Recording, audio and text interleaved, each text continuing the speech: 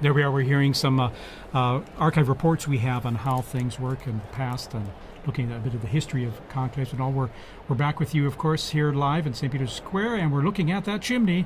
Nothing yet right now, but we're going to go into the square to talk to our own Joseph Tulloch there, who's going to tell us a bit about the atmosphere with those in the square. Okay, we're probably going to go to him shortly, all right? We're not going to go to him right away. There are a lot of people in the square there, and one of the challenges is connecting with people in the square live because of all the people crowded there and the cell saturation that there can be of talking with people and talking to them live in the square. Okay, but he's our colleague Joseph there. He has sent us some comments of people there in the square, and we're going to hear some of what they have to say. He's collected some of that for us. All right, let's go to it.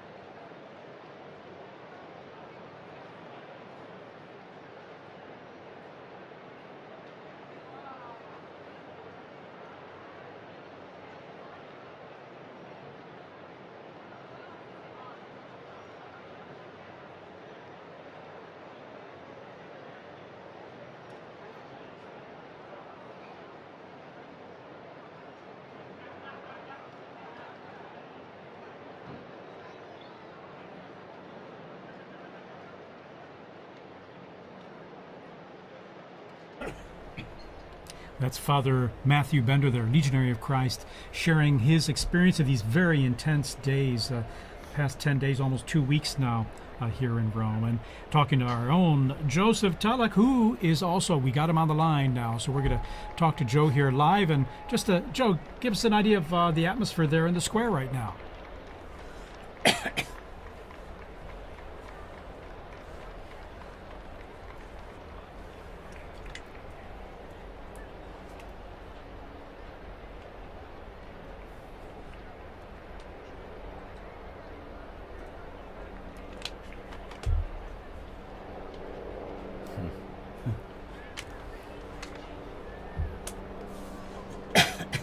Well, I'm feeling really lucky because I'm working and I can also look at the chimney and follow the conclave.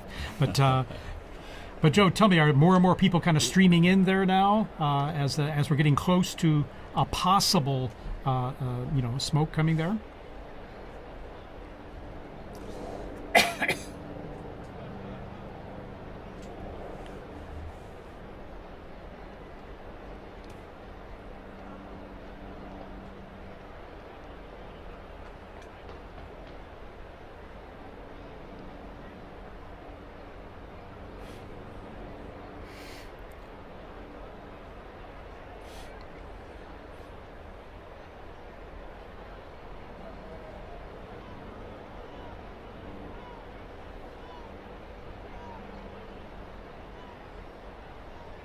Do you have a good view of the chimney there? I know that the sun starts to go down at this time there behind the basilica, and it's just a little to the left of the chimney there as it starts going down.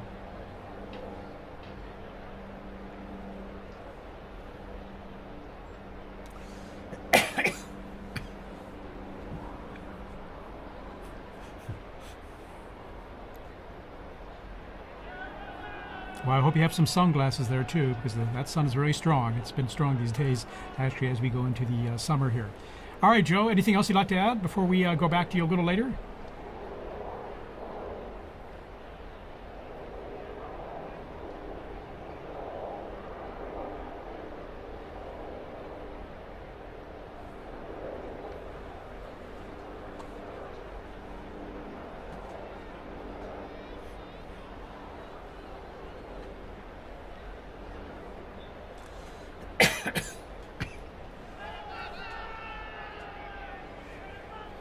Joe, we just have reports from the local authorities there. There are around 15,000 gathered there in the square as of now, as those numbers increase. And so it's we're going to be coming back to you very soon here just for an update on things.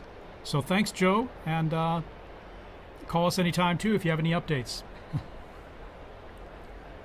And as we continue our coverage here, I'd like to introduce a new guest we have here in studio with us. He's Dr. Timothy O'Donnell from the United States, and he's a visiting professor at the Angelicum University, the Pontifical Angelicum University here in Rome, and he also served 32 years as president of Christendom College in the United States. Dr. O'Donnell, thank you for joining us. TJ, it's great to be with you all. Thank you. How's this experience for you, being here not only as a visiting professor, but also for, as I've mentioned, these very powerful days, and now just over almost 10 days now we've been living through It is this. very powerful. Even now looking at this chimney, I feel almost the way like a little kid would feel waiting for Santa Claus to come down. I mean, there's that sense of joyful expectation that something would happen, because I've been here for 4 papal funerals now, and that sense of the sede vacante of not having a father is really... It really hits you hard. I remember we first came over here as students back in 1978. We arrived 2 days before the funeral of John Paul I. And I remember it had rained 3 horrible days, just torrential rain. And even during the funeral, it was still raining. I remember wood splatting on the coffin, and that sense of desolation, and that mournful bell at St. Peter's with that dung, dung. You just feel like, oh my gosh. But of course, that came with a burst of sunshine when John Paul was elected.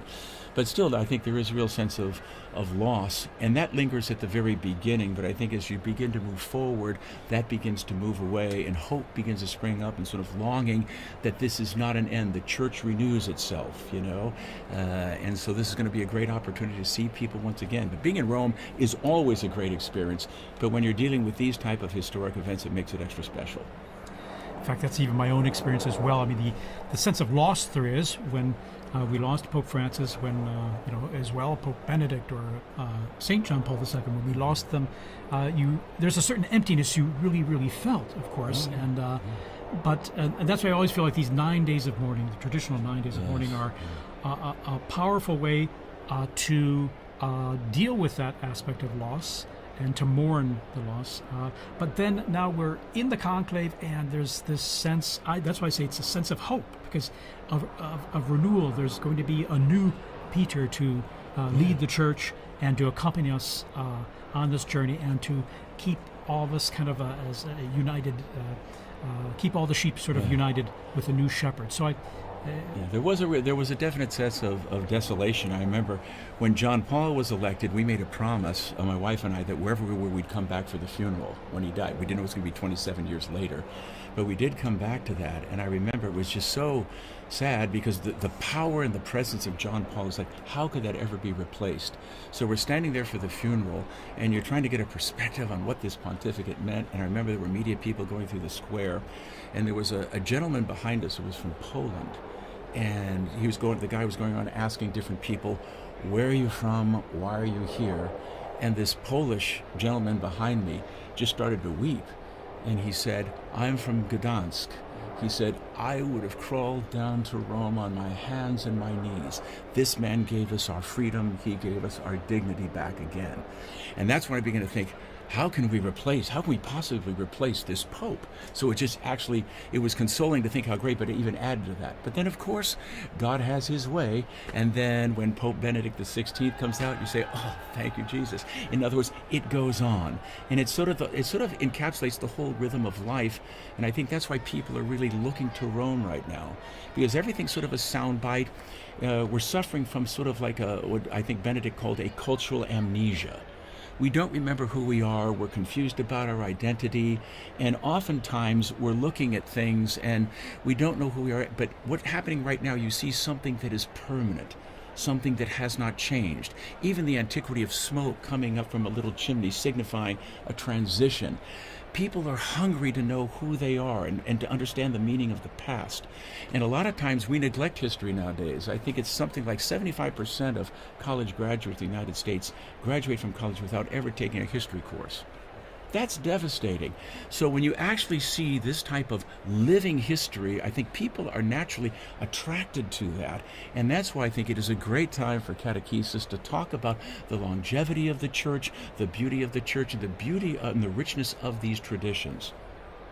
And Dr. Lev, what would you say in terms of if you had your own students right now and trying to help, especially students maybe who aren't as familiar with the Catholic Church or these how these processes work, how would you contextualize what's happening here to them? Well, I agree with you, Tim. It's such an incredible moment to show the students living history. I mean, one of the things about the Catholic Church that I think maybe we take for granted but is baffling to the rest of the world and incomprehensible at times to students is that the man that we are waiting for will be the 267th Pope in a direct line. Where do you find stability? Where do you find a groundedness, a rootedness that continues over the course of centuries through political situations, geopolitical transformations, natural disasters, you name it, and yet we are still here waiting for that next successor. And that, since I'm an art historian, for what that builds into is when you look at a building like St. Peter's, that starts with the hole of the ground where they buried St. Peter. You are looking at something that shows a series of monuments, one placed on top of the other in a direct line, all the way up to the top of Michelangelo's dome. And so the beauty stems from that continuity. It's this incredible story, this incredible lineage of the popes. It forms almost like the invisible scaffolding around which all of this beauty can be arranged. I think there's a theological message in all of this too, because all of the everything that we know and we believe in starts with Jesus. And he suffered and he died and he rose again from the dead. And that's the basic message of our church. And we've stayed faithful to that message. There may be debates about certain pieces, but that's the center of our church. And I was thinking a great deal about how prophetic it was that Pope Francis chose hope, Pilgrims of Hope, as the theme of this Jubilee. And shortly before he went to the hospital on February 11th, he released the World Day of the Message for the Sick, the Day of the Sick. And the themes he touched in that are the very things that Doctor was talking about, and you're talking about, Doctor, as well. That suffering is part of our humanity. Christ overcame sin and death for us, but also that through suffering, so many times we find much more meaning and we find true love. the kind of love that Jesus has for us, we can give to each other as well.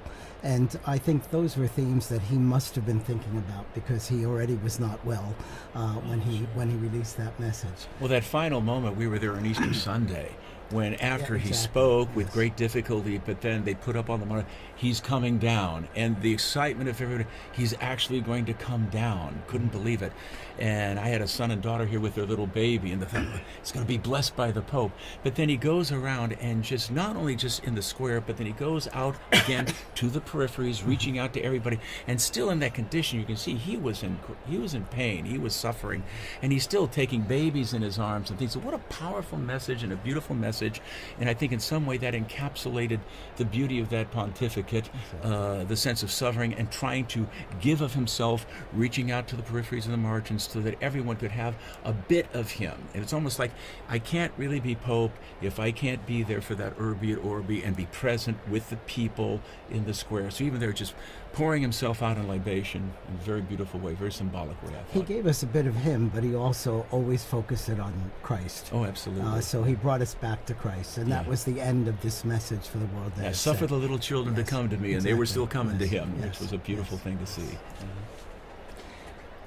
I would imagine, too, in this day and age, too, we're unfortunately marked by so much polarization and so much vitriol, whether it's in social media, whether in the dialogues we have today, they are so divisive, unfortunately, and receive the most attention, not the times when things are working and all. But would you say that this, what we're seeing here and what we were talking about just now, the world or many people would look to in some ways, because here we're talking about a message of hope, fundamentally, not of belief, but of hope, but also of being good to one another, of fraternity, as Pope Francis spoke about all the time. Do you think that this is drawing more attention because of our fractured world today?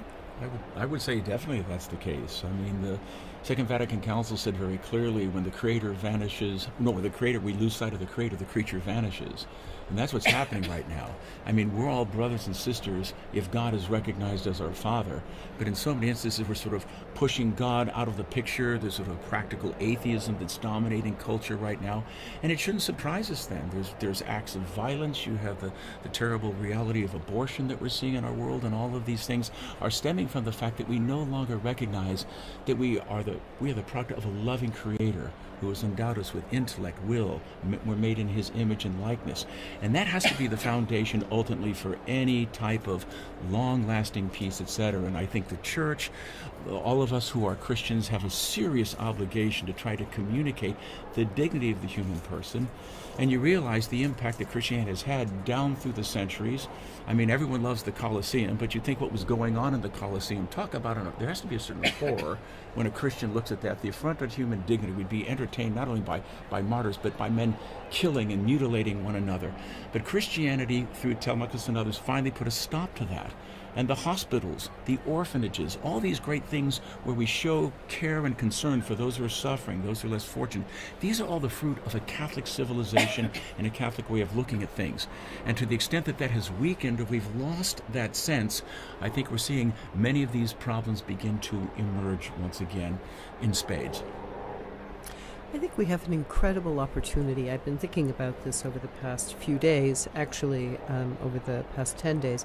There's so much coverage about division, about politicking, about factions. I mean, the way that this conclave has been presented to the world, it seems like another streaming series. And I think many of the people who are wandering their way into the square are sort of feeling like they get to stand on the outskirts of a Hollywood movie or some sort of tawdry TV show. I think we really have an incredible opportunity to practice what we preach, in that when that new Holy Father comes out, this is the moment that we show unity, that this is really who we are. The Sistine Chapel actually is designed to really convey that message by pairing these two paintings on either side of the cardinal electors, where you have, Perugino's delivery of the keys and Botticelli's punishment of Korah. You have the punishment of Korah, where there's this conflict and fighting when Moses wants to pass his authority on to his brother, and the Korah family objects. And then you have Perugino, Matthew 16, you are Peter, and on this rock I will build my church, with the apostles standing around very nicely. So from within the conclave, the first message is to the cardinals themselves: if you accept this, we will have peace, we'll have regeneration. If you fight, we'll have chaos, and that chaos will spread outside. But now, post-Vatican II and our great hour of the laity, it's also our job as the laity to join around the Pope. Politicking is over, faction is over. We have a new Holy Father, and will we follow him together and show the world how it's done? I have to agree. I think even what we were talking about before, and even what Father Bender, I think in the square, was talking about with Joe, that social media does play a role in that, because a lot of people, younger generations, that's where we get a lot of our news, that's where we get a lot of our information, politics, whatever. Even people are following the smoke watch through social media. And you're right that I've seen a lot of reels, images where it can be very divisive. It's maybe even lost the sense of it's a prayerful event. It's an event for unity. It's supposed to be something that should bring us all together. I was in the square earlier today, and hearing the different languages and the universality of the church in that, seeing so many people, whether they were Catholic or not, coming here because someone told me when the Pope speaks, people listen, whether you're Catholic or not. He has a very big impact. And I think you're right that we as lay people, and Father, we have a role to use this as an opportunity to grow in unity and peace. I can give you a very practical example of what you just said. When the Pope speaks, people listen. I worked as an attaché to the permanent mission of the Holy See in Geneva for 19 years. And I have to say, most of the time when they were making the governments made their different speeches, there'd be a buzz in the background, everybody was talking. But when we raised that Holy See flag, they stopped talking. They wanted to know what the Holy See was saying. And I think that wasn't because we were saying it, but it was because that was the Pope speaking. Well, he brings something to the political and the social order that they can't find within themselves. Unfortunately, there's been an impoverishment of our political discourse. And so the Pope can bring a message that is truly transcendent and goes beyond the different confines within these ideologies that oftentimes are tearing each other apart. And I think we're at a point right now where people are really tired of those ideologies. We think about, Russia, Ukraine, and the horrible things going on there, what's going on in Gaza, but to have a voice that is able to communicate a higher purpose and say we need to rise and appeal to the better angels of ourselves. This is an important thing, and we really need. So whoever gets elected, I think there will be an outpouring of goodwill. There generally is, and I think it'll be a great chance to build unity in all of us, because, as Catherine of Siena said, he's our sweet Christ on earth. That's the way we should approach this and rally around him. It could be a great opportunity for we as a church to do what we're supposed to do in bringing the message of the gospel and the salvation and the peace and the joy that is really part of that to a troubled world. Monsignor Vitillo, any experiences you want to share? You've worked in many international forums at the UN and all, and on behalf of the Holy See there in Geneva as well, in terms of how the papacy and how the words of the Pope are received and taken seriously, whether by believers or non-believers or people of other cultures. Well, my own experience was that many of the UN officials were very, very interested in what the Holy See saw in things. And so many times there'd be private consultations with the papal nuncio and discussions that were not made public, but that really brought to real substance. Some of the discussions that had been going on about nuclear warfare and trying to get a ban on nuclear warfare started out by discussions between some of the world leaders, the UN people, and the papal nuncio at that time, and it was now Cardinal Silvano Tomasi, whom I was working with. So I think that's a good way of working. And a lot of times people are saying, well, why isn't the Holy See making a statement against this or that or condemning so-and-so? That's not the style of the Holy Father. And so we need to keep that style. And And Cardinal Ray, I think, described perfectly in his homily, both for the funeral homily, but then especially the other day for the election of the Pope, the character of what we're looking for in a Pope. All popes, not just this next one. But so much he pointed about how this is not only for internal, this is for the whole world, and we need a person that can bring about peace in the whole world. Amen. I would even say this is a good opportunity then to really talk about how diverse the College of Cardinals and, I mean, the cardinal electors that are in the Sistine Chapel right now as we're waiting for the smoke. I mean, I saw the numbers that I think there's at least 15 countries that have cardinals participating in a conclave for the first time ever, which is such a beautiful thing. I mean, as we're saying, talking about unity and peace and reaching out to people, I mean, that's a legacy or an example of the universality of the church. And I don't know if you guys want to touch on that, but that's just something super unique about this conclave. Well, it is the largest in history, and it's great. He always talked about going out to peripheries, and even in terms of selections of cardinals, that's what he did. And so I think there'll be definitely a certain richness that we have in this particular conclave, that there are so many cardinals from so many different diverse parts of the world, some which may have not have been represented within the College of Cardinals before. So that'll be part of, I think, Pope Francis's legacy.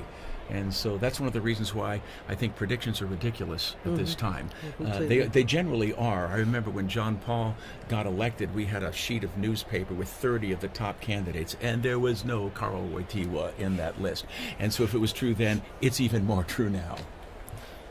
That's the scorecard is the scorecard mentality, but it's an old one. It's been around in Rome forever. I think this there are a couple of things, both when you were describing earlier the last days of Pope Francis, that really paralleled the last days of Pope John Paul II, where you really did see the Pope pouring himself out. This idea of the Pope as libation and this extraordinary. I mean, Pope Francis, the whole pontificate was really he would go to audience and then get in the ambulance and go to the hospital. I mean, he was quite a man.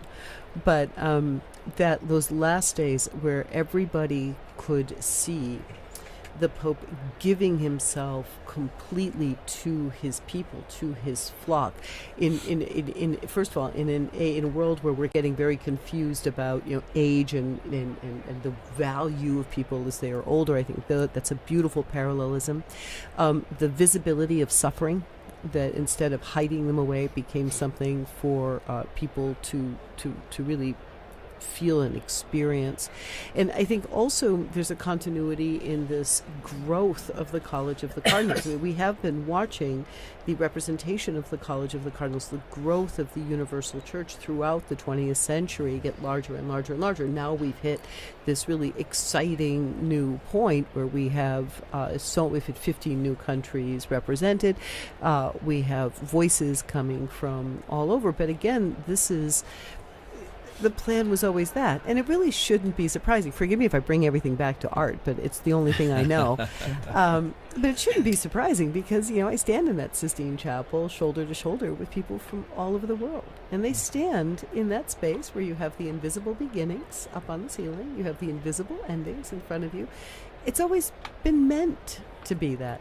Even in the painting of the Sibyls, you have Africa, Asia, Europe. The church has always been reaching out, and thanks to the new technology, thanks to transport, thanks to geopolitical transformations, this church is more effectively able to leaven in the furthest peripheries of the world. In fact, it really struck me seeing the cardinals one by one taking their oath there in the Sistine Chapel, and just the diversity of their backgrounds and cultures that just was really striking.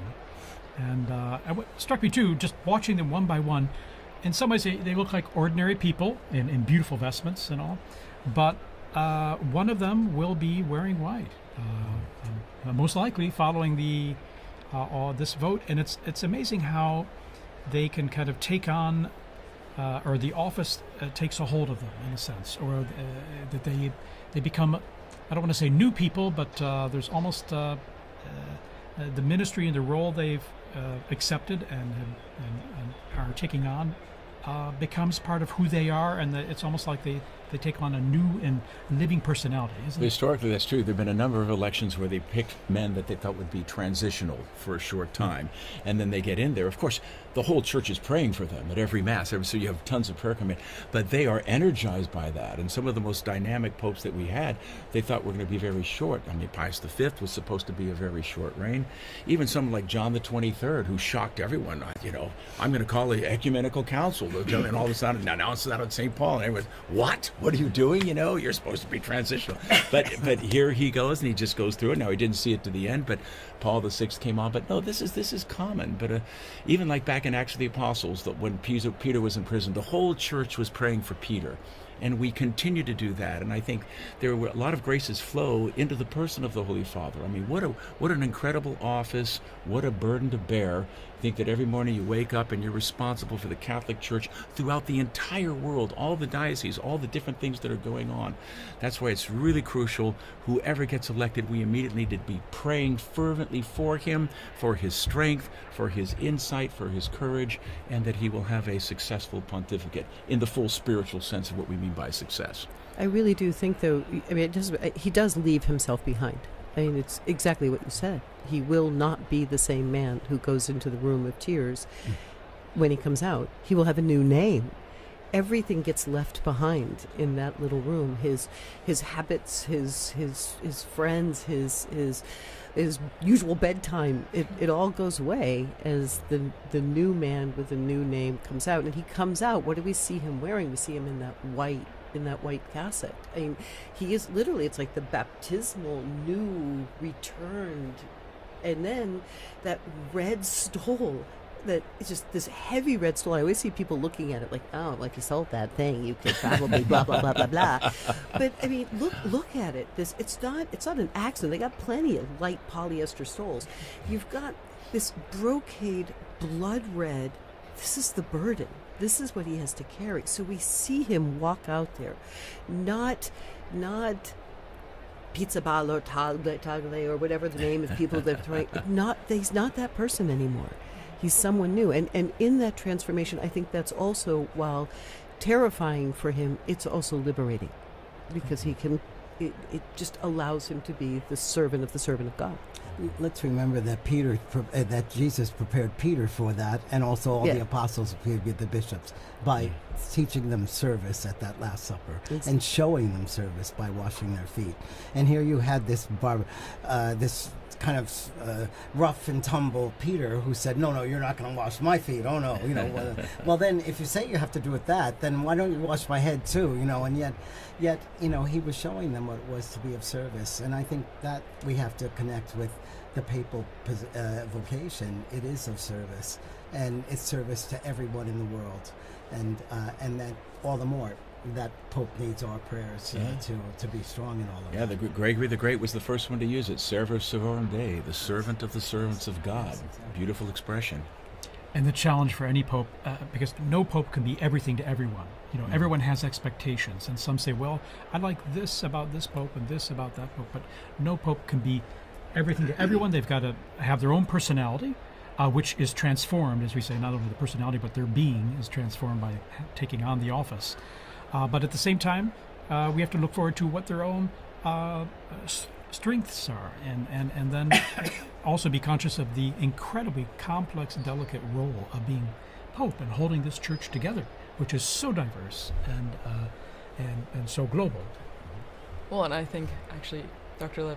Liz, you brought up a couple times, right, that art, it all comes back to art, and I think it's really true, because even just you guys talking about the moment when the newly elected Pope goes to the Room of Tears and then eventually comes out to that loggia, the balcony, right, and in St. Peter's Basilica, and right under that, if I'm not wrong, there's a relief that shows Jesus giving the keys to Peter, which then symbolizes, the entire thing. He starts his pontificate with that right under him, remembering that is his call. And those keys are pretty big.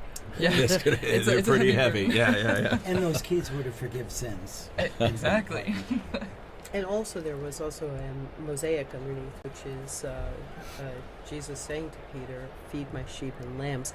And that reminds me of, again, new technology which gives us views of things that we didn't have before. When Pope Francis came out on the balcony, there was a shot that came from behind his head. So we saw what he saw. And you looked out into this sea of faces of people just looking up. And despite the fact that we joke about all the screens there, I remember that day, just all of those people with this expression of, who are you the one? Can you help me? I mean, just this, feed me, literally. And so I think that's, yes, I think it's a very important part of the art, telling the story of, or underscoring the role of the Pope. One of the beautiful things about Pope Francis that night also was, I remember he reached out to everyone and said, "Would you please pray for me?" And then there was a really about maybe 15, 20 seconds of silence, and everyone in the square, everyone had their head down, and they were praying for him. And so that sense of receptivity was not only was there to impart, but as a brother in Christ, he was receiving as well, which is always a sign of humility, the willingness to receive. So that was a beautiful, precious moment at the beginning of that pontificate as well. In fact, the weight of the office itself must be frightening. And so when we speak of the room of tears, where the new pope who's accepted the election and to take on that role has time to pray and to let it soak in, it's got to be, I imagine the weight, the burden of it, even if sustained by grace, and it must be immense and massive, especially as they peer out on the central balcony of St. Peter's Basilica there and seeing the crowds and seeing what all this entails. I remember the day after Benedict was elected, he met with a group of Germans who had traveled there, and he referred to the whole conclave experience. He said, "As the guillotine continued to descend," and I just think, oh my gosh, this poor man. I mean, that's why your heart, it has to, whoever it is, your heart has to go out, because life is going to be very, very difficult, very, very difficult change. Like you said, there's going to come a time you will be bound and you will be led where you would not go. And not everyone has been gung-ho wanting to be elected Pope. There have been reluctant ones. I think Benedict XVI tried 3 times to step down and retire from the Holy Office, his work there. But John Paul said, Jesus didn't get off the cross. I'm not retiring, and you're not either. But he soldiered through. Also was very reluctant. He said he would refuse at the beginning of the conclave, and when the guillotine began to come down, began to descend, they saw him going, nope. And apparently he had to have a talking to. But I think they're also very aware that they cannot solve all of the problems either, for the church or for the world. Sure. And Pope John the 23rd talked about how after he tried, he'd finally, in the evening, would say, "God, it's your church. I'm leaving this to you now, and I'm going to sleep." So I think that's the kind of thing that they have to learn and practice as well. Absolutely. Okay, we're going to take just a brief break here with a little music. We're still under a smoke watch. Okay, there's not a smoke warning yet, but there could be very soon. Who knows? So we'll be back with you in just a minute or two here to continue our coverage. And by the way, now 20,000 are gathered there in St. Peter's Square, and the numbers are increasing.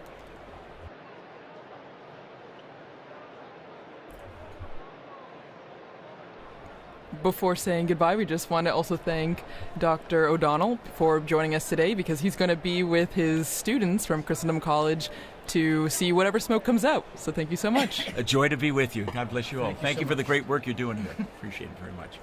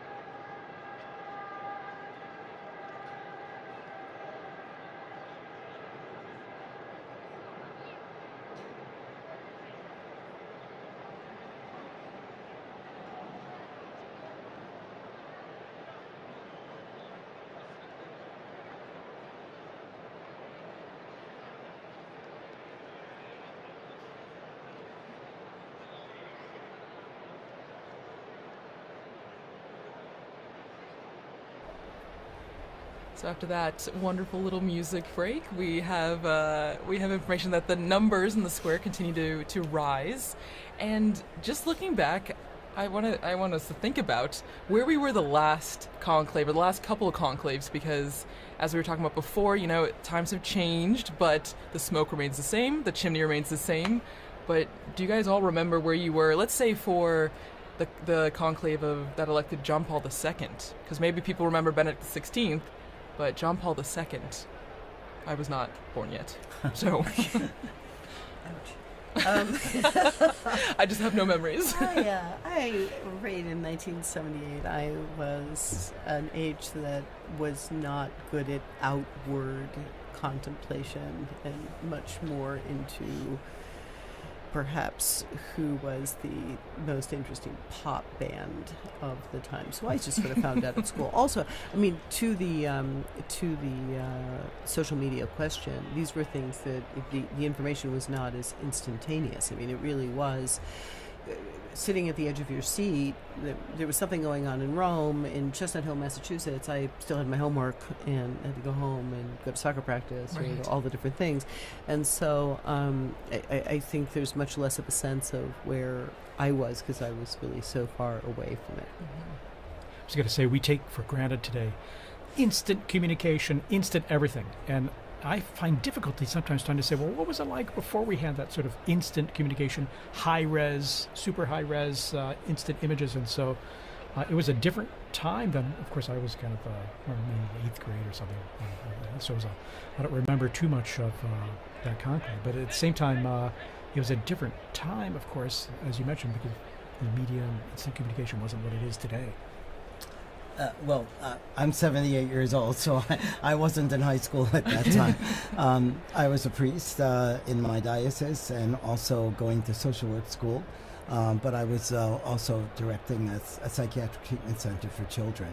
And so it was there that I was working, and I was in my office doing clinical records and things like that when one of the young children who was with us came to tell me that we had a pope. And then I think I mentioned earlier that he also told me that the Pope was Polish, and I said, "Oh, Billy, don't be spreading those rumors around, And then he dragged me to the television set and showed me, yes, indeed, the Pope is Polish, and I didn't have the time to go sit and watch television in those days, day or night, but it was a wonderful experience to know that we now had a Pope. But even to ask, how about a month before that? Because there was an election just before that as well. Well, you were talking about John Paul II. And then John Paul I. John Paul I. Sorry. If I can rewind even a little more. Yes. With John Paul I, well, first of all, it was one of our child care workers. One of our child care workers called me late at night to tell me that the Pope had died, and I said, "Oh, I think you're thinking a month ago. So we have a Pope now, and of course it was very true. And then it was when John Paul II was elected that I was telling this story. Yes. Well, and so we'll go back deep into the archives of Vatican Radio, and we'll look at a conclave that none of us, I think, were around for. But before we do that, we want to say a special thank you to Dr. Liz Lev for being here and sharing such amazing insight into art history, and how that plays a role in the conclave even today.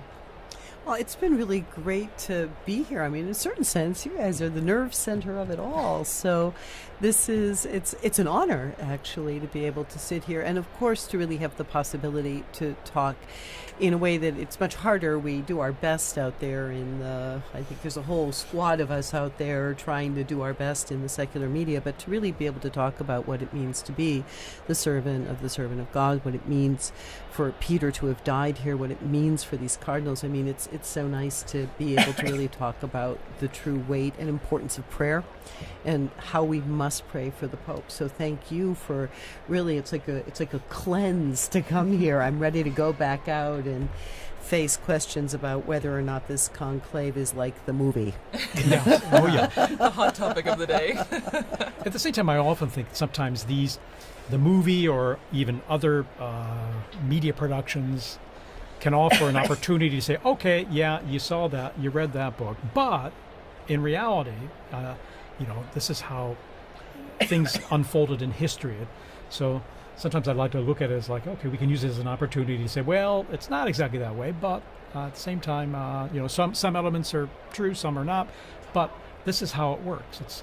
And it's created, certainly helped generate interest, I would say. And so I guess we have to be grateful for that. So returning to the question of art one last time, that is the joy of the Catholic imagination. The Catholic imagination can see through to the potential of almost anything. And so even though this is a tawdry story or it's an incorrect story, the Catholic imagination can find that pearl that is beautiful, good, and true and bring it out and turn it into something fruitful and wonderful. So, yeah. Wonderful. What a Thank great you note to so end much on. for Thank being you. with us here. And so we will launch into this old interview that we have from our former colleague, Veronica Skarsbrick, with Father Martin Nolan, the one-time prior general of the Augustinian Order, who was actually in St. Peter's Square when Cardinal Angelo Roncalli was elected to the See of Peter on the 28th of October, 1958.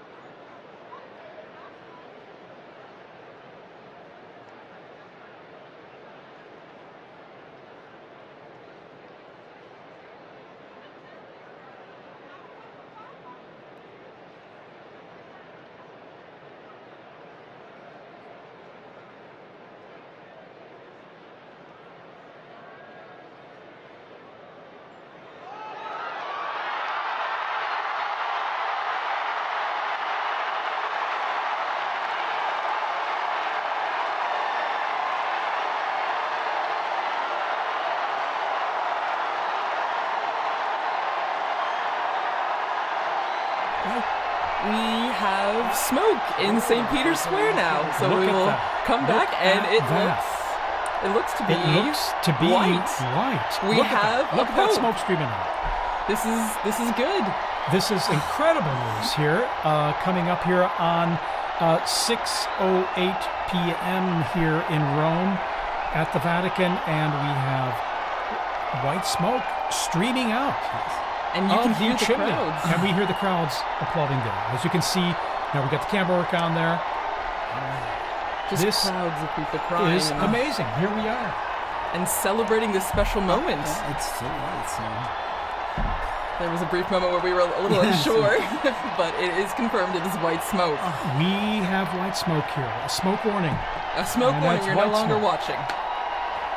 Oh my goodness, I was walking up. We're back with Dr. Come back. Dr. Levitt. I'm still out of breath from racing up here. I can't believe it. I'm actually I'm flabbergasted. surprised honestly. as well, because given the complexity of the reality we were talking about, Exactly. and the many issues and the diversity. But here we are, and look at our drone footage there. We're just cruising over the roof of the Sistine Chapel. Wow. We see the crowds. the bells ringing. The bells are ringing. It is 100% white The smoke. white smoke. And I mean, as we were talking about before, the crowds are, it's the square's packed. It's incredible. And that's probably small compared to what's Exactly. going in now. And that smoke just scared away our seagulls there, the little Exactly. family there that was just relaxing on Sistine Chapel roof there. But actually, as you mentioned at the beginning, TJ, it seemed like they did know. They came back just for the white smoke. Indeed. In fact, maybe they were giving us a kind of a secret, a bit of information that they knew that we didn't know. But here we are, and then a spectacular, sunny, brilliant evening here, and you can even see from the perspective of the crowds there in St. Peter's Square, the white smoke billowing from the chimney, even as the sun starts going down behind the dome of St. Peter's there. Thanks be to God. Honestly. And this smoke will last at least about 6 minutes, 6.5 minutes. And with a light breeze there in the square, we can see it billowing down towards the square. And we've got now basically about, it's going to be 45 minutes Yes, to at least an hour at least Yeah. before the new Pope, just elected, So before appears we will know. to greet everyone. And so there's huge anticipation, naturally, of who will the new successor of Exactly. St. Peter be. Well, and I mean, as we were talking about before, you see the crowds filling the squares, but also the different people who have come. I mean, you can see the flags waving, people smiling. It's a big sign of, you know, the universality of the church, but then also just how supportive people are in sense of being here for this moment. And now we're going to have an invasion of Romans. They're going to be coming in. Yes. And, no, it's only natural and normal. I mean, you live here, so those who can, And he's they'll their be. bishop too. What's that? He's their bishop too. And of course, he's their bishop. There you go. And so they're going to be streaming into the square now. It's going to be filling up. It will make for some interesting traffic around my house because if my recollection is correct, when they couldn't get any further, they just left their cars in the road. So And there you are. They were just there Just stop in, the- in the road. my goodness. There's nowhere else to go. That's except true. right there. That's So- true. Look at that billowing, thick white smoke there. All the different I flags. love the people ready with their flags just in Yes, case. yes. My daughter Waiting. said that the election of Pope Benedict XVI, her closest friend, they went to school right around the corner here, and her closest friend was German. And they went running out into the square, and out comes Joseph Watson, and she said her friend had this teeny tiny little, teenage girl purse. She pulled out this purse, this flag, this enormous flag. It was suddenly waving. Oh my goodness. So apparently, a lot of people come prepared. Yeah, that's the thing, because you just never know. I mean, when I was in the square earlier, people thought, oh no, it might be a longer time. It could take, days. Yes, You just don't know. You just don't know. Yeah, you just don't know. In fact, I didn't know what to expect. At the same time, it's a wonderful surprise here to see the white smoke billowing there. And so after just, day and a half, basically. Yeah. And here we are. It does with- make you feel like there's a wonderful sense of the noise stopped, the cameras went off, they went into the chapel, they prayed, and the Holy Spirit spoke. I mean, it just really gives us a great sense of confidence. And indeed, this hope that's being realized, that we have a new shepherd, so to speak, someone to take on the reins there and to accompany us on this journey, of our life journey. And it will be fascinating to see. As I say, you see the central lodge of St. Peter's Basilica. You see that's where the new pope will be appearing, as he traditionally does, to be announced that Habemus Papam, that we have a pope, and then the big surprise will be as he proceeds towards the central loggia, and we see who that cardinal is, now dressed in white. Well, and for many people, they might be thinking, okay, why is there this long wait, as you mentioned, Thaddeus? Why is there this long wait in between when we see the white smoke and when the new pope, comes out into the loggia? And it's because there's a process that's going on right now. There is a very long process, which will be the oath of allegiance of the cardinals, of which there are 132 now. And we saw how long it took for the oath to for the conclave. I'm imagining it will take about that length for the oath of allegiance.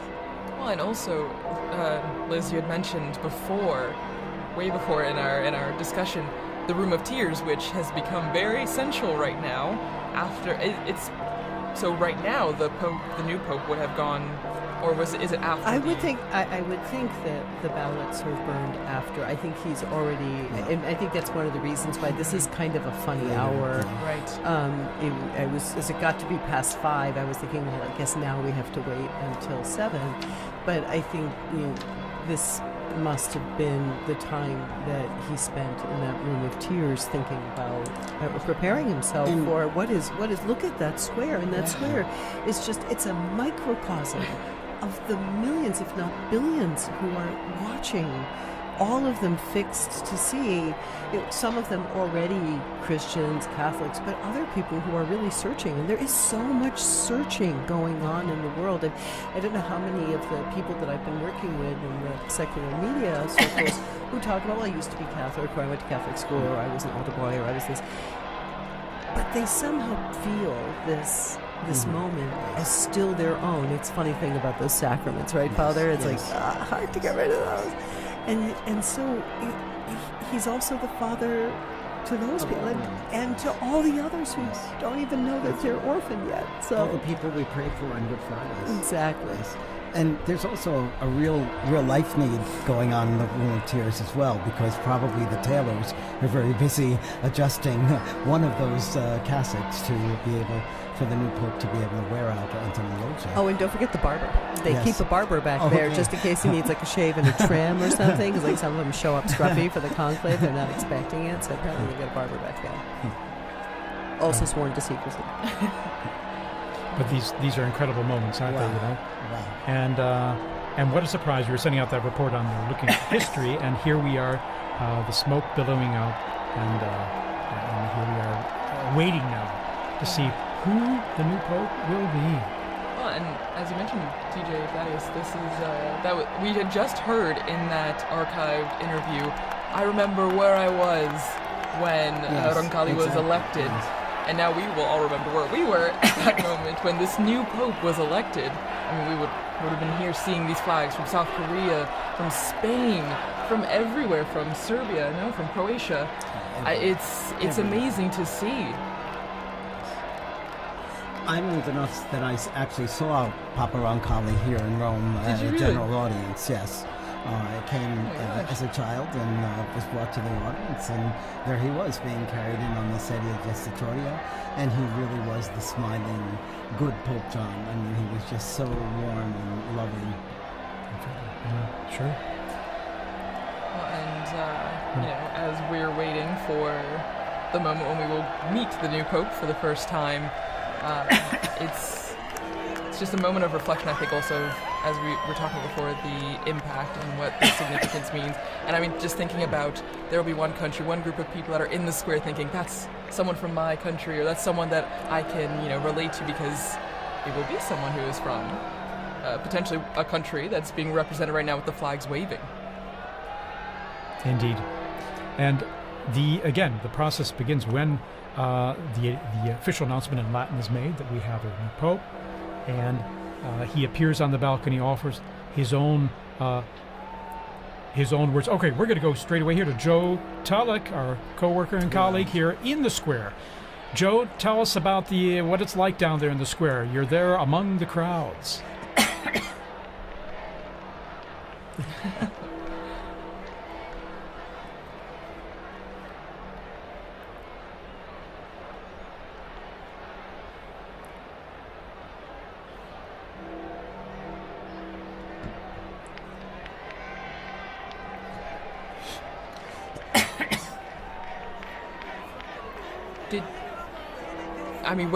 Was there a moment where you heard gasps? Was there a lot of surprise? Did you feel like people were shocked that the smoke happened right now?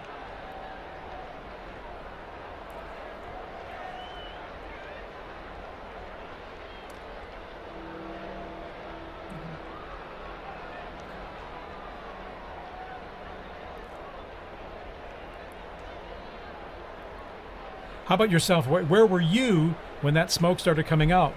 Because I think many people were assuming it would be a little later when the smoke would come, whether white or black.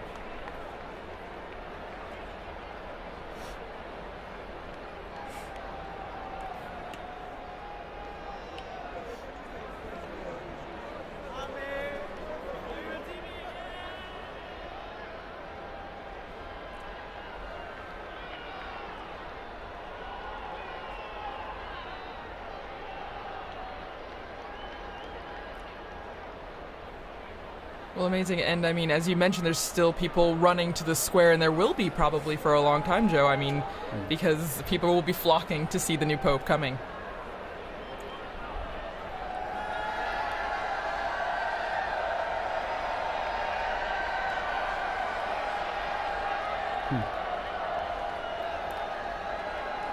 Oh, wow.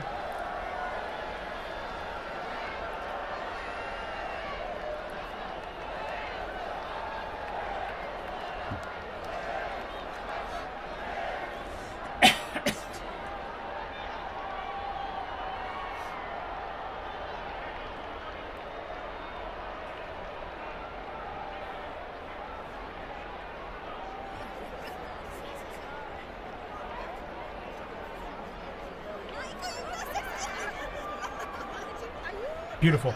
And our camera work here, we were just zooming in on that balcony from where the new Pope will appear. Joe, tell us about, when you're explaining to people in the square, what's next, what's going to happen? I'm sure people are asking you, so what happens? The Pope's new elected, and then...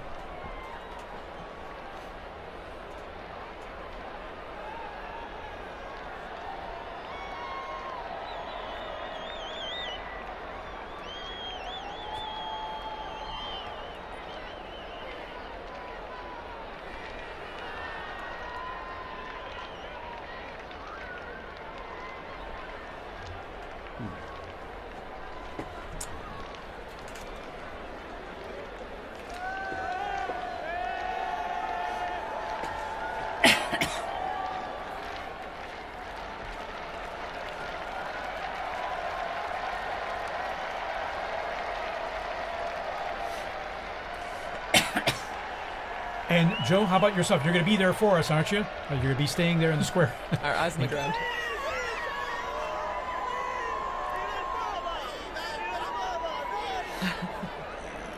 Fantastic. And you'll be telling all your friends about this experience you're having here right now in the future, I'm sure. Well, thanks so much, Joe. Thank you, Joe. We're going to be back with you very soon for more update on all happening in the square there. So, Monsignor Vitilla, tell us a bit about this experience for you now. I mean, this experiencing it live, the smoke coming out here, and now our great sense of anticipation for who the next Pope will be. Well, it's just such a privilege to be here in Rome at this time, but also I probably felt closest to Pope Francis because I've served him in different ways, both as the in my work at Caritas Internationalis and then also at the Secretary General of the International Catholic Migration Commission. I always used to say he's the best guru you could ever have to do public relations on migrants and refugees, and I don't have to pay him a thing, you know. So, and there were many times when I was able to meet him, and it was so beautiful an experience each time. So the emotions are more now than they were other times because I loved the popes, but they were strange to me. I didn't know them so well. I met Pope John Paul II a couple times, but not as closely as working with Pope Francis. It's wonderful, it's exciting, and then it's a real privilege to be here at Vatican Radio and to have been part of our smoke watching together. It's now smoke warning, of course. So, and a severe smoke warning. Exactly. Yes. White smoke, that makes it even more severe, so to speak. But it's severe good news, I like to joke and say. But And I think it's going to be very nice. I'm very happy that I was here. And just when I was walking out the door, and I just thought, I don't want to be alone in this moment. Yes. This is a moment of ecclesia. This is the moment of people gathered together. I'm going to run back upstairs and knock on the door and see if they'll let me in. I'm so happy to be able to share this moment, and I love this view of the square and all of these people who are gathering together in really a tremendous sense of rejoicing. This is after our 9 days of mourning, after the shock of Pope Francis's death. We are rejoicing again, and that is very lovely for a beautiful, beautiful day in Rome. Yeah, stunning. Actually, perfect weather, and I like to jokingly call this kind of weather severe good weather. It's just wonderful. It's sunny and brilliant, and of course, I remember in 2013 when Pope Francis was elected. It was during the evening. It was dark out, and it was still Cold. Yes. It rather was cold and wet, and rainy. and the sun set later, but it was illuminated with the lighting in the square, and now the even improved lighting they have on the basilica. It's stunning. You know, the square and the facade, how they've renewed the lighting, but then it was illuminated by all the phones being held up and all. But here we have the brilliant sunlight illuminating all the people there in the square and growing in number. And now, Dr. Lev, tell us a bit about, I was thinking, the central loggia of the basilica there, and even the history behind it of the popes appearing from that loggia, from that balcony, and giving their most solemn blessing, Urbi et Orbi, which the new pope will impart after he greets the crowds there, that solemn blessing to the city, in Latin, to the city and the world.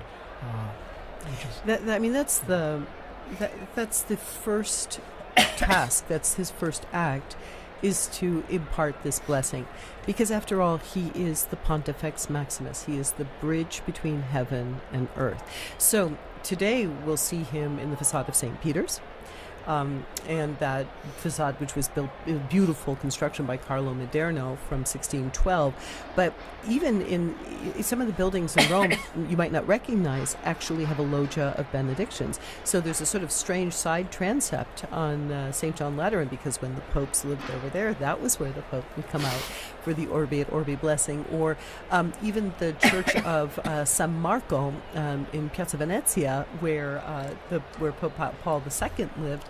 He also had a loggia of the benedictions placed into his, house / church / because the popes weren't officially living in the Vatican. And then even, what it means to have the Pope on that balcony. If we were in the early 20th century, the first conclaves of the 20th century, there was no Pope on the balcony, because during the so-called Roman question, after the unification of Italy in 1870, during those conclaves, while the newly formed Italian state and the ousted papal state confined within the walls of the Vatican, their tensions between the two of them meant that they would hold the conclave, send out some smoke, but you had to wait in order to, you would not see the Pope appear in the square. And so when Pius XI appeared in that loggia, it was already a statement that things were about to change. So it's a very, very, very exciting moment.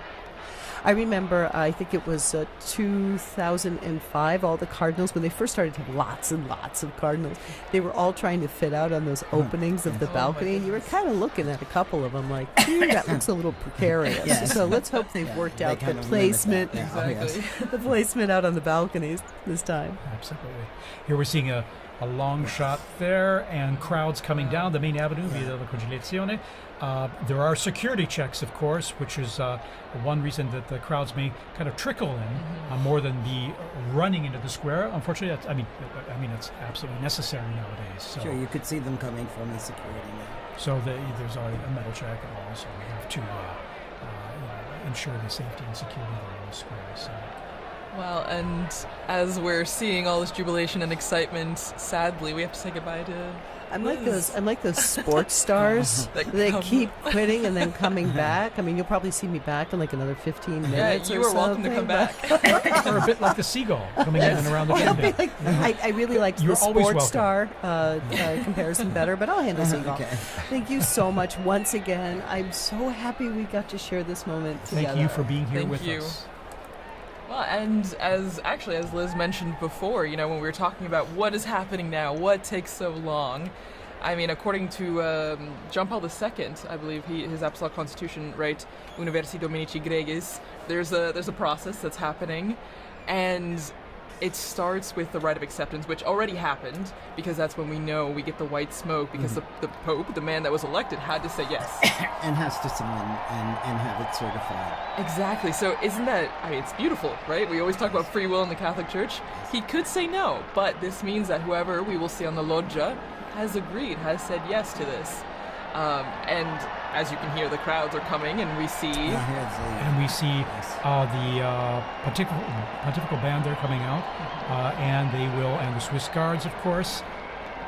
There's always a traditional salute of the Vatican hymn or anthem to celebrate the occasion. It's part of the festivity of it, and we hear they're playing already and coming out there all in full uniform. Well, it's special.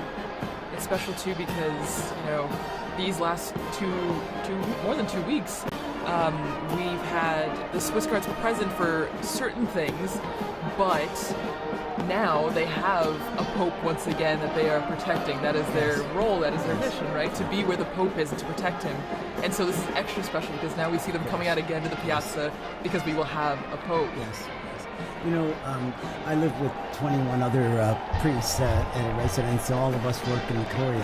And we've been sharing at breakfast how hard it is in the morning when we're celebrating Mass, and there's always a prayer in the canon of the Mass for the Pope. And, we now have to skip over that. And it's like your tongue doesn't stop. So now we can pray once again for the Pope as well. Exactly. Well, our predecessor popes can pray for us as well. Exactly. Intercede in ways. That I'm sure. We hope and pray For sure. So again, the bands here will be coming in and playing the anthems, the hymns when the new Pope appears, just like the Urbi et Orbi on the Easter, Christmas, or solemn occasions. That's right. And so it's to be expected at this time, and we'll probably have another, it's at least a half hour before earliest the new Pope will appear from the Sacred Altar. But also during this time too, there will be prayer too, and certainly the new Pope will be praying, but also the cardinals will be praying with him too. And we will all be Yes, praying of as course, well. yes, Everyone in the yes. square will be Yes, praying yes, exactly. around the world. All of you watching and listening from home, you join in prayer as well for this moment. And You can be sure even the new Pope hears all this in the background because it's a lot of strong sound that's coming up there and propagating up into the areas there in the buildings and just outside the loggia there as well. You can hear that, know that from experience. right, The that's sounds right. of the streets, the sounds of the square. Well, and it must be a sign of, they must feel encouraged hearing the cheers, the music, because this is a big moment for anyone. And then to come out into the loggia and see thousands upon thousands of people. If public speaking is not your thing, that would be very intimidating. And so to hear the support of the band and the people clapping and cheering must be extra special for that person. Absolutely, a huge encouragement as well. Apart from the weight of the office and accepting and realizing the challenge, the immense challenge that we'll be taking on and responsibility, but encouraged by what is the fanfare we're seeing and hearing in St. Peter's Square right now. And as I mentioned, the crowds are filtering in. Briefly, there's a security check before that, but the square is slowly filling up there with people coming in last minute to be here. Of course, they're lucky they have time because we have about this almost 1 hour before the new Pope will appear. And so we see in the blue there the gendarmes, the Vatican gendarmes and the band they have there, and then of course the Swiss Guard in uniform there in position. So Well, and just again behind the scenes, looking back behind all the process that's happening, I think is so interesting to think we're seeing the crowds waiting, cheering, trying to keep spirits up while they wait the hour or more until we know who the Pope is. And I think, as we're talking about, prayer is also a central part of this aspect as well. I mean, before the Pope comes out, we see the first ceremony, the greeting, the Te Deum, where in the Sistine Chapel, after being dressed and saying yes, the Pope goes back to the Sistine Chapel and he takes a seat on a chair and a ceremony begins. And it's introduced with a greeting from the senior cardinal of the Order of Bishops, and then they read a passage from the Gospel, which, as we talked about with Liz and also Dr. O'Donnell, I mean, it grounds the mission of the Pope, the office of the Pope in the Gospel, in the message that Christ gave to Peter, feed my sheep, tend to my sheep. So I don't know, it's a really special moment, I think, when you look behind what's happening right now as we wait for the Pope. And speaking of the ground, just in the unbroken line of passing the authority and the responsibility of the papacy from Peter all the way on. And now, going on the ground there in the square, we have Sister Nina Krankic, who's from Croatia and is with us there in the square, and she works here at Vatican News and is going to share us tell us more about her own experience there in the square. Sister Nina, can you hear us?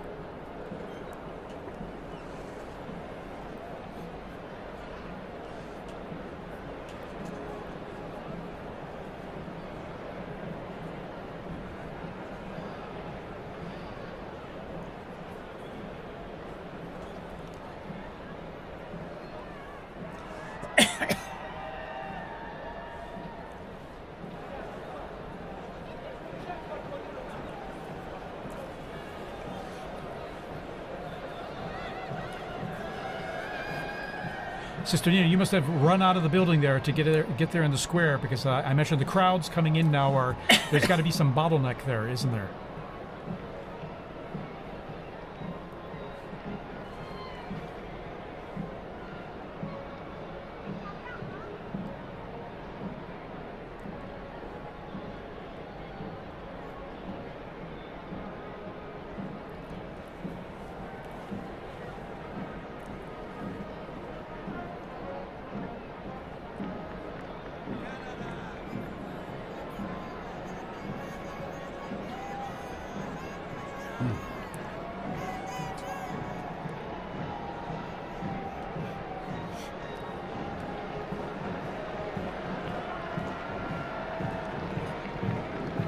So it must feel like a big party almost, I imagine, in some ways, doesn't it? Now the Italians are coming in. And we can hear the bands there. We see the Italian Carabinieri band that's coming into the square as well. So I imagine it's adding to the festive atmosphere you're living there, isn't it?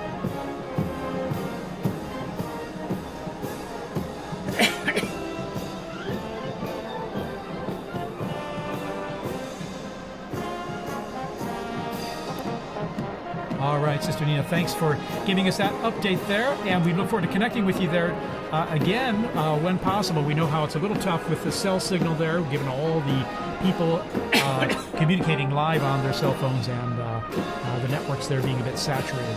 But thank you, and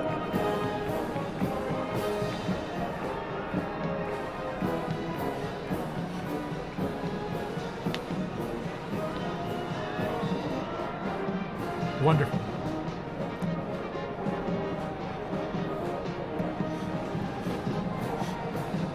And Sister Nina, by the way, this is your first experience of this type, isn't it? Your first conclave, and so it must be extra special for you.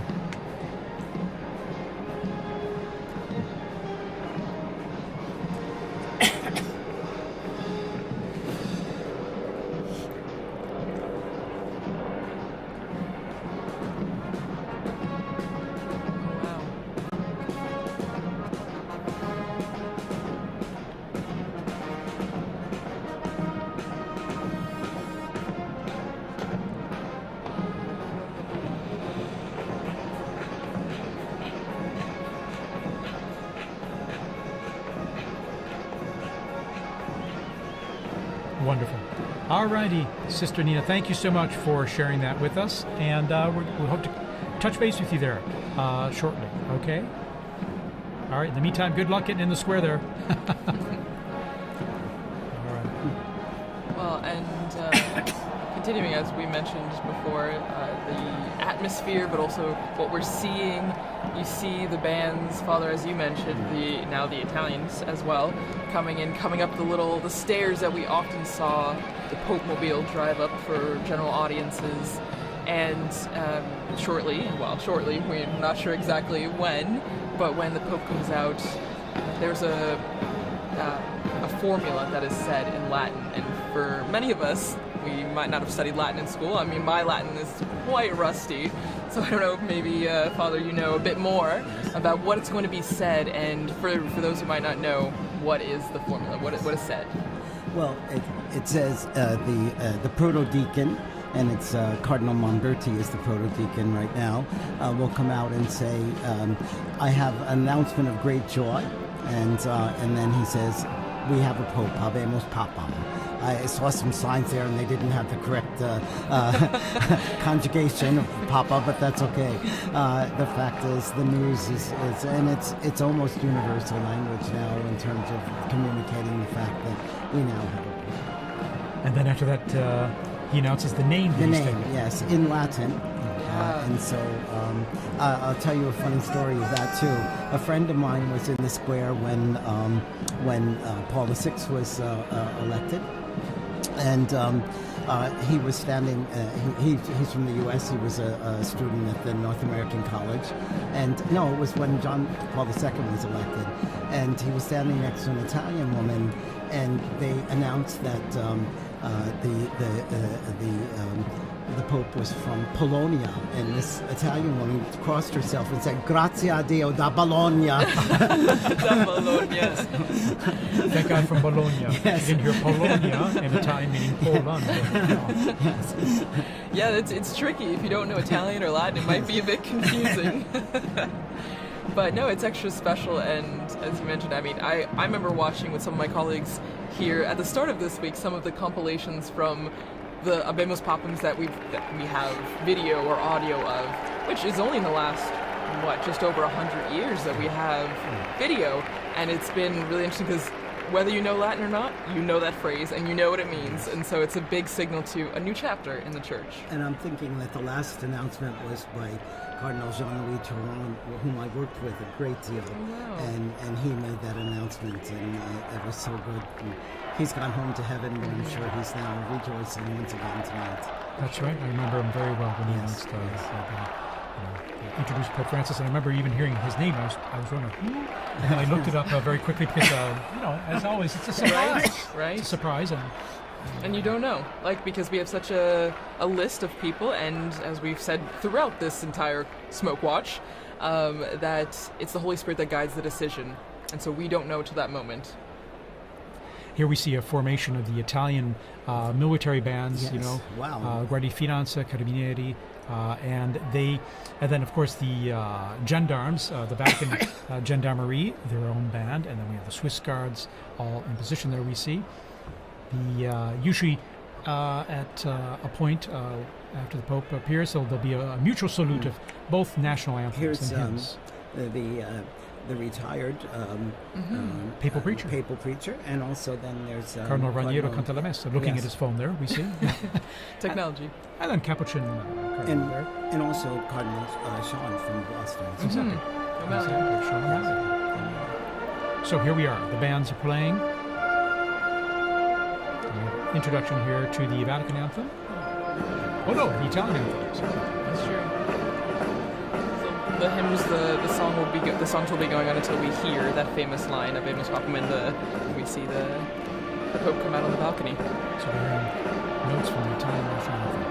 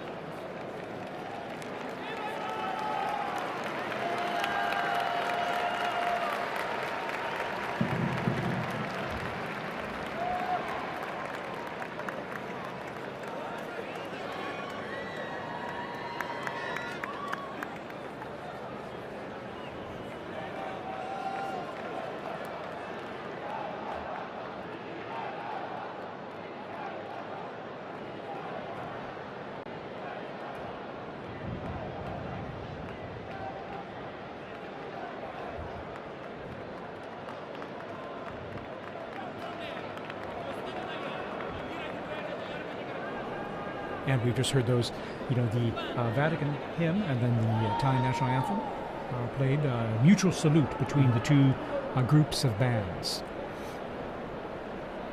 And now the mutual salute and greeting of both.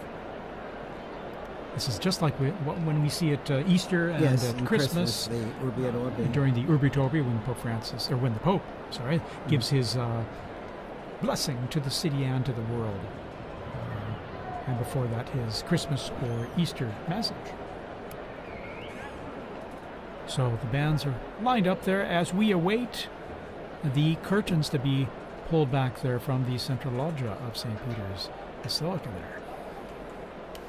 And even though the Holy See is a separate country, it's important for Italy to be involved in this too, because he's also the Bishop of Rome. So it's his flock is in Rome as well.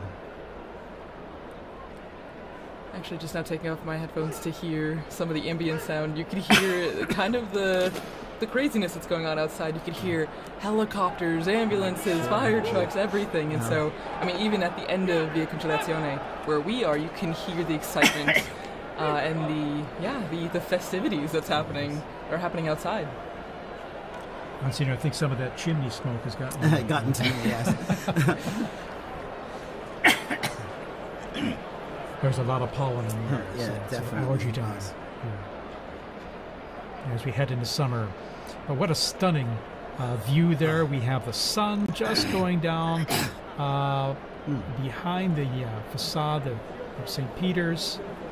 It's always stunning, when it comes time to sunset there with the facade facing east, but then when you're looking at the basilica and the sun going down behind it, it's always so beautiful. So beautiful, But everybody's eyes are on this. Everybody's looking up, waiting for the doors to open and then the white curtains to be pulled back. Well, and there's actually a story about what's happening right now. Again, the Room of Tears, the Pope, the new Pope getting dressed, and we know that there are 3 sizes of the white cassocks because you don't know who's going to be elected, but you have to be prepared. And actually, one of our colleagues, Christopher Wells, who was on this morning actually on the Smoke Watch, was talking about Pope John the 23rd, and he was... That's 11. And actually, since it didn't fit, they had to tie it like a medical garment. Exactly. And so it's a funny little anecdote to just remember that, I mean, no one knows, and so everyone's prepared, but that's what's going on right now. They're trying on the garments, and they're seeing what's fitting.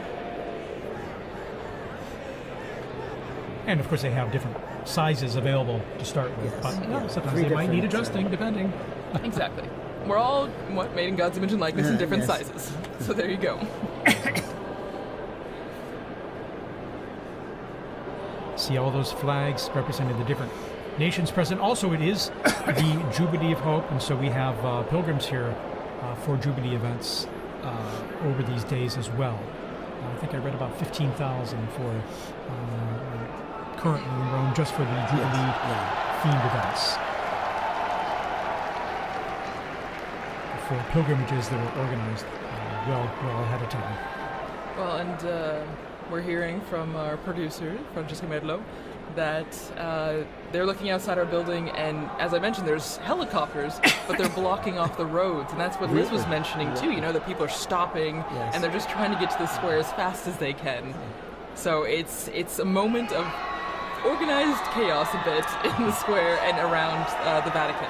We have reports that there are people literally running to get into the square. And they will eventually, as they go through the checks and controls there.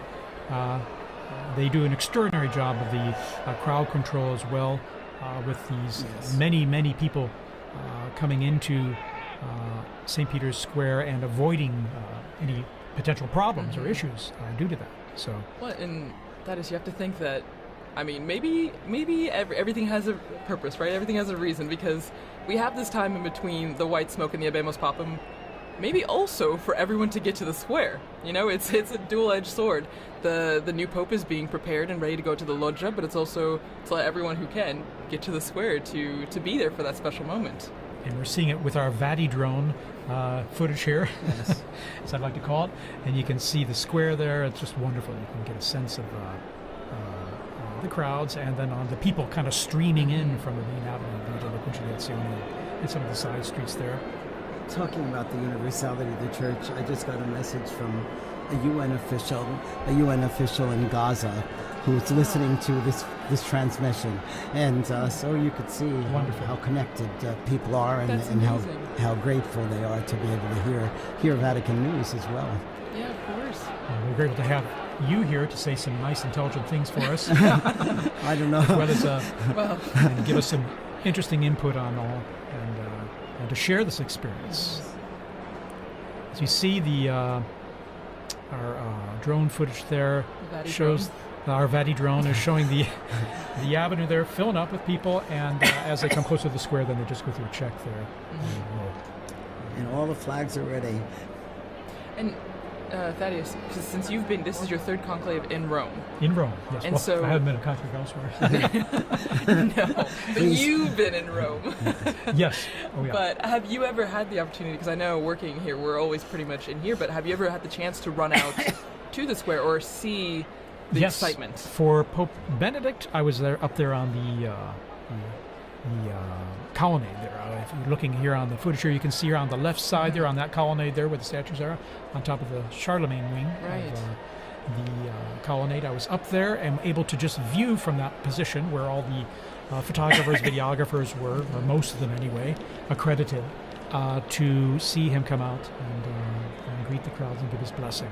And I remember, this is a strange thing, but after that event, going back into the Vatican and running into Cardinal Jorge Bergoglio. Oh my gosh. This is long after probably about an hour after the blessing was given at the end of the. And I remember it distinctly because I knew the faces of all the cardinals, and so it was a. Little did you know. Little did I know. Little did I know. And then when there we see some of the cardinals there. There's Cardinal. I think that's Cardinal Wuerl, and we see, and then. Cantamessa, and then O'Malley. The cardinal non-electors. Yeah, exactly. They're over 80. And so there's they're non-electors. Sister Petrina, the head of the Governaturato now. And that's Archbishop Fisichella as well, I think. And we see the secretary of the dicastery for communication there, Monsignor Luis, as well. Anyway. Well, and so, Thaddeus, was it? I mean, obviously, it's very different being inside here. But the excitement is still pretty much the same, being on the braccio, the colonnade, and being very here. Much so, because you're seeing things up close, and not only into the bells I was mentioning earlier that you hear very clearly and loudly, but then seeing from a unique angle, almost at below the level of the central loggia, but higher up from down in the square. In 2013, then I remember I was down the street on the Conciliazione looking out the window at the crowds on Via della Conciliazione, and I could see the central loggia from which Pope Francis appeared then in 2013. So that was my other experience, per se, and a unique one at that. And now here in our studio here, right close to the action there. Exactly. It's a third privileged experience. Again, what's really...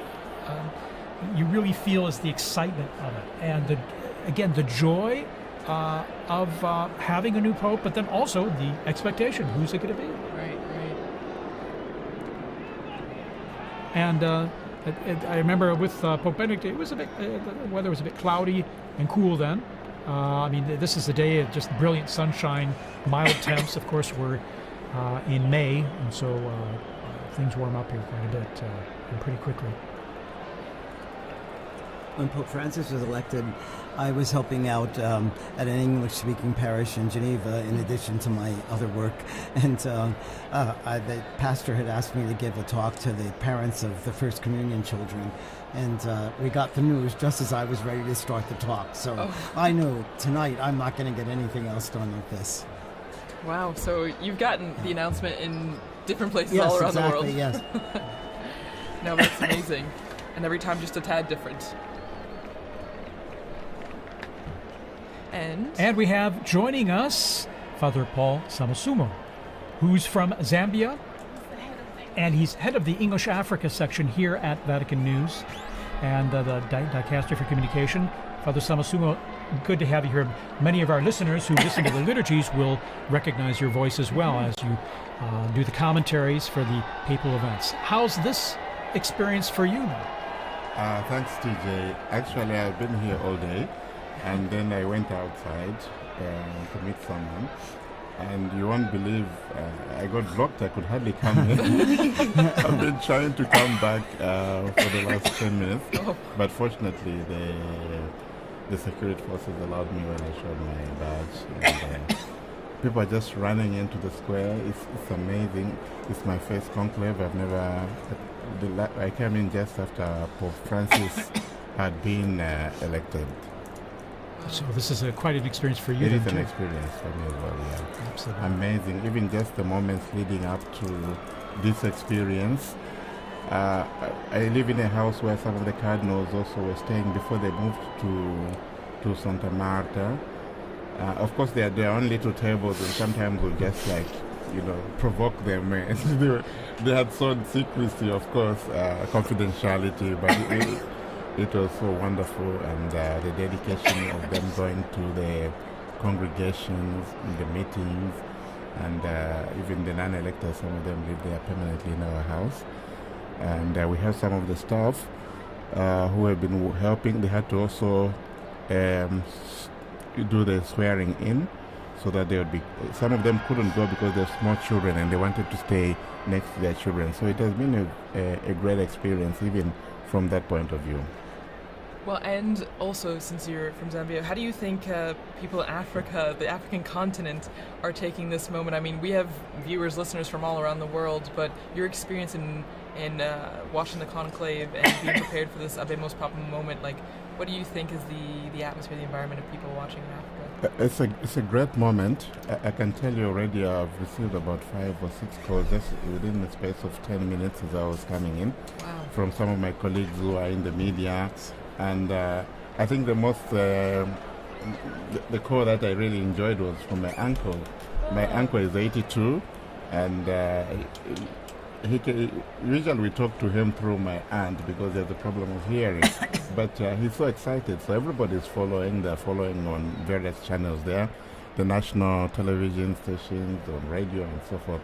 It's a great moment. And knowing Africa, they've always been fascinated by the popes. I remember even from a time when I was a young boy myself in catechism, we used to be taught the anthem, the papal anthem. Really? Yeah. So that was very familiar for you to hear. Not this one, but there's an old one that was translated in our languages. Oh, wonderful. Translated in your language? Yes. Yeah. In your language? Or Yes, languages? Exactly. And what are your languages, by the way? Well, I'm from Zambia, and Zambia has 72 languages. Oh my goodness. Of which 8 or so are the main ones that's widely spoken. English is the official language, so you can get by with that. Fantastic. I imagine people tune in even to our live streams, even if it's in Italian, Latin, or with your translation in English. I imagine it's a way to connect people. Tune in the same, even if they don't understand what's being said. It is, and some directors of some of our Catholic radio stations. I'll give you an example. In Kenya alone, there are about 11 Catholic radio stations. Wow. So you've been asking, what time is there smoke? Why are we having the smoke? Yeah. Well, and it's really interesting now that we have you, Father Paul, in here, because as we heard from Father Bob, we had a message from Gaza, listening there, and then now you hearing messages from all over, and Exactly. So it's the wide-reaching effect of this moment, and as the message or the theme that we've seen throughout our conversation has been universality, and how this is not just a moment for people here in Rome, and not just for Catholics, for people everywhere. In fact, I'd like to thank people around the globe tuning into our live stream here. Maybe you're watching on a local or a national network, local Catholic radio, wherever you're listening. Thanks for joining us here. We're going to be providing you with all the information we can as we await this historic moment to find out who the new Pope is. And we'll know pretty soon. It's been about a half hour or so since the close smoke. to an hour. An hour. An hour? Okay. It was around 6 Time o'clock, flies. Rome Okay, time. there you are. It was 6:07 or something. Like So that. any moment now there. And we see the crowds are coming in to the square, still streaming in, slowly but surely. On the sides there, you can see on the right side and the left side, after going through the checks there, and then coming into the square, and they can all see things pretty well because there are these big television screens and good high-res ones too in the square and along the Conciliazione Avenue leading into the square. So many people, they can see just what we're seeing all together here. These same images and coverage. Sometimes there's some text message or some subtitling there and info for them, but they can get a good idea of what's happening even if they're not up close, thanks to the nice new technology we have out there. Well, and I'm sure, as we all talked about before, and Father Paula, you would also, I'm sure, have experience with this, but using like the screens in the square, us doing this commentary, and you have to imagine that social media is blowing up with this moment, you know? Oh, yes. I mean, everyone that's in the square is live streaming, I'm sure, taking videos, taking pictures, and so the news is spreading even faster than it would have 10, 20, 30 years ago. Exactly. Even just here in Rome, you know, just the streets, the cafes. What I found interesting is, I'm sure you've seen the guys that sell trinkets and stuff. Sure. Some of them are from Senegal or from Bangladesh and so forth. And when the smoke came out, this guy asked me, "Do we have a pope?" And he said, "Do we have a pope?" I thought most of them are Muslims, but that kind of interest is really very touching. And I found very moving, to be honest. Yeah, absolutely. I have another story on that. When Pope John Paul II died, I told you I was on my way to Gambia, and I had to go through Senegal. So in Dakar, there was this long line that I was waiting to go in through immigration, and the guard pulled me out and said, "You know, the Pope has died." I said, "Yes, I know." You know. So then he said, "You come up to the front," and then he brought me to the official, and he said, "You must have this father go through now because the Pope has died." And then he told me that he had a chapelet, a rosary from John Paul II because he was part of the police when John Paul II visited Dakar. Next morning, 5 o'clock, I'm back in the line because I have to then fly to Gambia. And again, he came, pulled me out of the line, got me through, came, "Is everything okay with you?" You know, it was really amazing. But you see, again, what the Pope means to so many people. And he told me he was Muslim, but, you know, he was important religious leader. Right, of course. Again, I'm sure people around the world now are just tuning in, dropping in and out of this broadcast and other broadcasts to see what we're all waiting for with anticipation of who the new Pope is. And that should be very soon now. And we'll know, of course, not only from the video we have here, but then when the crowds let us know with their cheers and applause. It will be we'll all be trying to give you immediately the name of the cardinal, which has now become the Pope. And as I believe, TJ, you mentioned earlier, or no, Father Bob, you mentioned, it will be in Latin. And so we'll all be brushing up on our Latin in between, you know, now and then, so that's we will have the name correctly. And then we'll also get to hear the name that the new Pope chooses to be I his think new... the name is always also interesting because it kind of gives this vision of what he wants to do with the purpose. Probably not what he wants to do, but what he, you know, what inspires him. And Father had an anecdote there. I also have one. And when Pope Francis chose the name Francis, one of the Jesuits in Zambia told me, "We were so excited because we thought you were chosen Francis Xavier." Yes. And actually, it was the next morning that Francis clarified that this was Francis of Assisi. So yeah, it's true, because a lot of people were trying to guess and figure it out. That's right. When he met with journalists, he explained the origin of the name that he took and why. And it's special, like you mentioned, Father Paul, right? So it usually drives an idea of what the focus might be for the pontificate, choosing this special name. And we had mentioned earlier, right, that the person, I think it was Liz that mentioned, the person becomes a new person in that sense. The Pope is a new man because he gets rid of the old name, takes on this new name, and he's no longer just whoever, cardinal whoever. He's the Pope of the Universal Church, the Pope that is the symbol of the Catholic Church around the world, not only because, you know, he's known as Pope, but also because of his white cassock that is widely recognizable. We're seeing these camera shots. You know, those big television screens, people know when they're on camera, and so they have their moment of fame, their few seconds of fame, waving and greeting everyone there. So it's always kind of fun too. It brings a little involvement and participation for everyone. And it's good that the authorities, I think they planned this very well. You have screens around the Vatican, so that reduces also the congestion. We have the new square which has just been redone for the Jubilee year here. So there's another screen there just outside this building. And people are just sitting out there. They are not rushing to go into the square. So they can see, and maybe they even get a better shot a better view from the screen there. So there are a number of these large screens surrounding the area. And I think it was very good planning on that part. Yeah, wonderful, in fact. And then even just the organization, I'm always impressed with the crowd organization, how people are led into these areas to assure that they can get in. It might take a little time, but then also how everything has come off so well without a hitch. Again, it was almost prophetic because so much of the reconfiguration of the square and Via della Conciliazione was done for the Jubilee, but it served very well for the funeral and now for the new Pope. Yeah, the city has done all these works projects also to help traffic flow well through the area. And here we have... Yes. It looked like... let's see here. It was Cardinal Schoenbrunn, was it? Yes, and then also Cardinal, who was the head of the Christian Unity. That's right. Yes. Okay. And you can hear the helicopters. You Yes. can hear them in the square now. Yeah. So it's getting louder and more apparent that there's people from all over, and everyone's getting images of the square.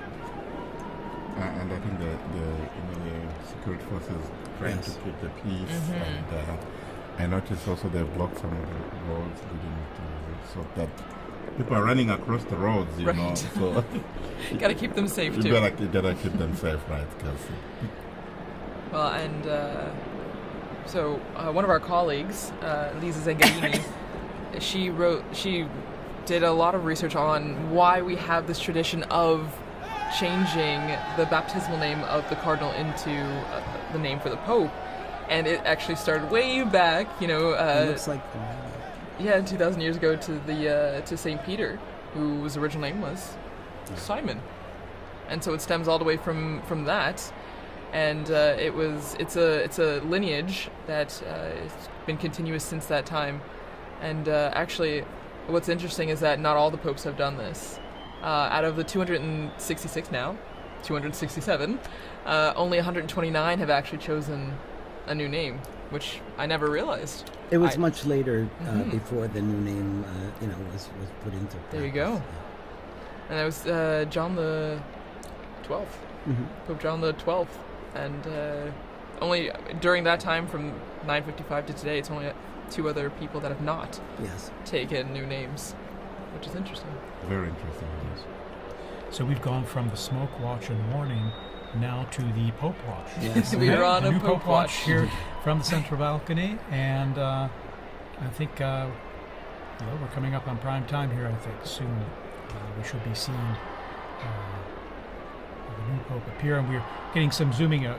Some close-ups here of the crowds there, and we saw some Vatican officials. In fact, before.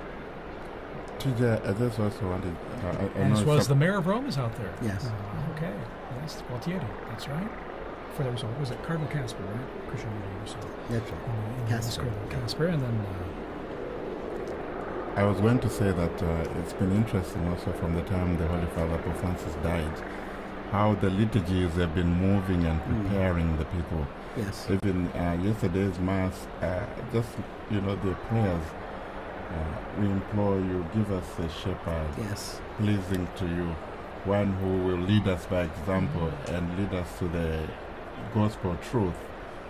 This is in the collect and in the closing prayers. So this conclave liturgy is also very elaborate and very moving and preparing the people. So it's not just like this is just a successor to Francis. this is actually, a transformation. This is going to be Peter now, who is going to be taking office. That's right. Cardinal Ray said that in his homily, didn't he? He did. He's been such a gift during this time too, Cardinal Ray. Cardinal Ray's incredible. 92 years old, full of energy and beautiful homilies, really inspiring us and helping us live through this whole ordeal. Very inspiring. At 92. Yes, 91, 92 years old. Amazing. Yeah, inspiration indeed, and then his energy, and also animated as well in delivering, giving his homilies as well with passion. So I'm always impressed. But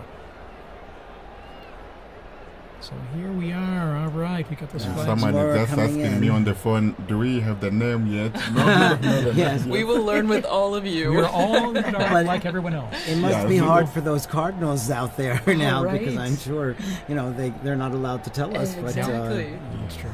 Yeah. Wow. Mom's the word. Mom is the word. And we're just waiting for the appearance. Pope Watch is on high alert. That's right. Could be turned into. It will be a warning soon. It will be. Okay. So. All right. So even some quiet among the crowds now as this anticipation is sinking in and building. Because I think what they will do as soon as the square is full, they don't let any more people inside to prevent a stampede. That makes sense, yeah. It makes a lot of sense. Again, like you were saying, the safety. Yeah. Safety is a big priority, even though it's exciting. And you see even small children getting excited for this moment on our screen. So from the youngest to the oldest. Fun for them, fun for us. Exactly. It's as fun for all ages. Indeed. And even the Vatican flag. Vatican time flag. And we're lucky the sun's gone down behind, it looks like behind the Basilica now, so you won't have the sun blinding you as you look at the central balcony of the loggia there. So a bit of anxiety yesterday, when the smoke wasn't coming, and say, what's happening? Why is it taking that long, and so forth. But you could understand. I think, as has been explained, there's so much to do. There was the juramento, there was the homily of Cardinal Cantalamessa as well. Then and then there was also the Vespers as well. So I think you don't understand. But you could also understand also the anxiety and the joy and the excitement surrounding all this. Sure. Yeah. Of course. And then the first time going through the whole process of the voting process, whereas, by the time this morning came around, it was all, it wasn't anything new. They're going in there to vote. Right. And, before prayer, of course. I mean, a lot of these flags that we're seeing on the screen as we wait for the Pope, it reminds me a lot of World Youth Day, the same kind of excitement, the same kind of building. You see young people from all over. It's a really beautiful image, and I think is, again, just a sign of the youthfulness of the church. We talk a lot about the future of the church, which begins with this new Pope, but the young people that are also present at this moment to see the historic aspect of this. It's really beautiful. And we see the internationality, the universality of the Catholic Church. It's a global reality, and we see that in the crowds there in the square. And this we also saw during the funeral of Pope Francis. So many people. Okay, there's movement. Okay. Yes, Here we go. The white curtains are behind the glass door. Now the doors are being opened. We see first. Here we are. Cardinal Roberts. The Cardinal Proto-Deacon. And he's smiling. He's smiling. He will give us the announcement. Here we are.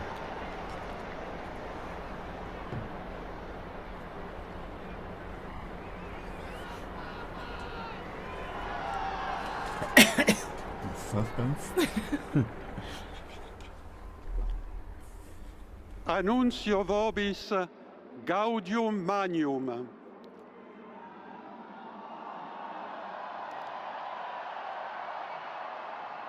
Habemus papam.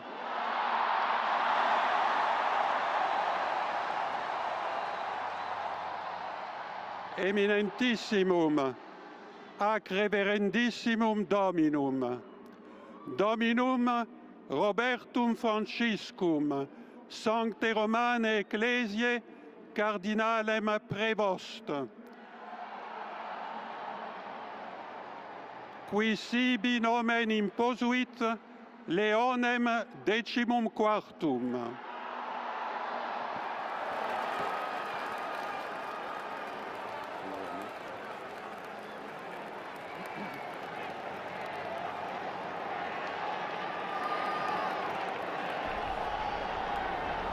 So, the Pope is Cardinal Robert Francis Prevost, who's taken the name of Leo XIV, Pope Leo XIV.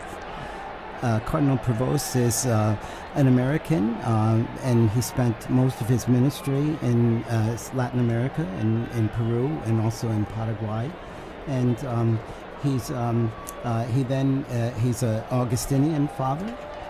He was the provincial in Latin America, and then became the Bishop of Chiclayo in Peru. And he then is also he became the Superior General of the Augustinian Fathers as well.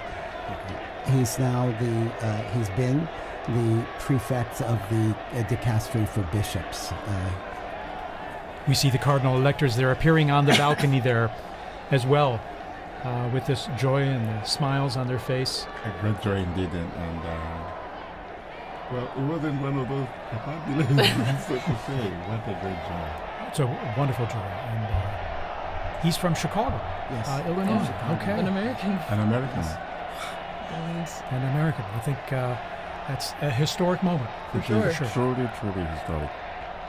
And you can see all the cardinals on the different Yes, balconies on the there. For our different- radio listeners, you may not be able to see this, of course, but they're appearing on all the balconies to the left and right of the central balcony there.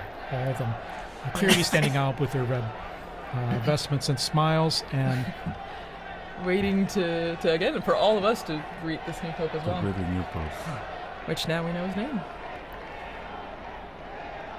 Cardinal Robert Francis Prevost, Augustinian, Amazing. and has served as prefect of the dicastery for bishops. A native of Chicago, Illinois, in the United States.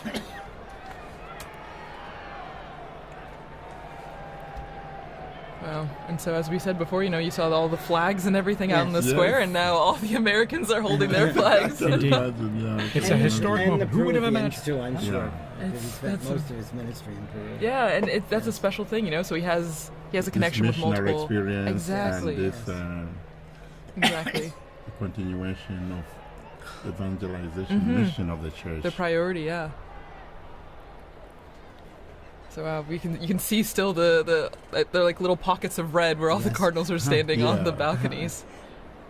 And from our Vati drone footage, and seeing it from above there. It's a unique view, perched above in front of the facade and looking down at them as they're on the balconies there. Awaiting now as the new Pope, as we mentioned there, Cardinal Robert Francis Prevost, and Pope Leo 14. the 14th. Pope Leo the Pope Leo Yes. the 14th. The 14th.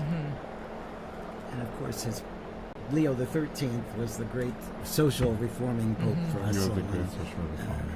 Yeah, and he died in 1903, so still fairly recent in the Yes, grand scheme of yes. Was things. Pope Leo the one with Rerum Novarum? Yes, exactly. There you go, And good then- memory.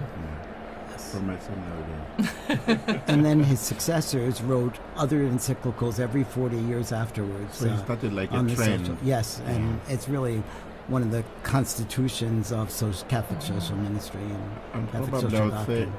a pope needed for our times with all the social challenges the world Yes, has yes. today. Yes.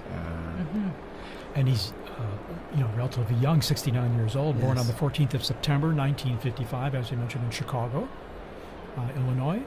And so 69. Well, and Father Paul, as you were just saying, I agree, and maybe Father Bob, you can really stress this point because you work in The social dicastery humanitarian. for Exactly. Integral human So development. this yes. is an important aspect Yes. of the church. Yes. The yes. Catholic social, the Yes. Catholic, Mhm. Catholic social teaching, Yes. I think, is important, Very. and it's often called the untold story of the church, Yes. or perhaps the hidden secret of the church. And it has so much, and there's a lot of development. And was one of the needs discussed by the cardinals during their congregations this last week, too. So. Exactly. Oh, they're receiving There's the American flag. There's the US flag there. People are thrilled about this. Yeah, you know, and there's quite a number of American students. Dr. O'Donnell was here, and he was going to be in the square with his American students. So you can imagine them cheering. Yes. That will be a treat for them, indeed. Yes. I can imagine the scene. The house I live behind is the Basilica of St. Augustine, where we have also the tomb of St. Monica. Yes. So that's Beautiful day church for all the Augustinians. Yeah, very special day. Yes. Indeed, he. Looking at his biography, going back to more recent history, 1999, he was elected the provincial prior of the Mother of Good Counsel province in Chicago of the Augustinians, and after 2.5 years, the ordinary general chapter elected him prior general of the order of the OSAs. Ministry again entrusted to him in 2007 at their ordinary general chapter. And reading here, in October 2013, he returned to his province of Chicago to serve as teacher of the professed and provincial. He served as, and then you would see his roles there. In 3rd of November 2014, when Pope Francis appointed him apostolic administrator of the Diocese of Chiclayo in Peru, where he served many years, and he was made a bishop there, and served there for many years.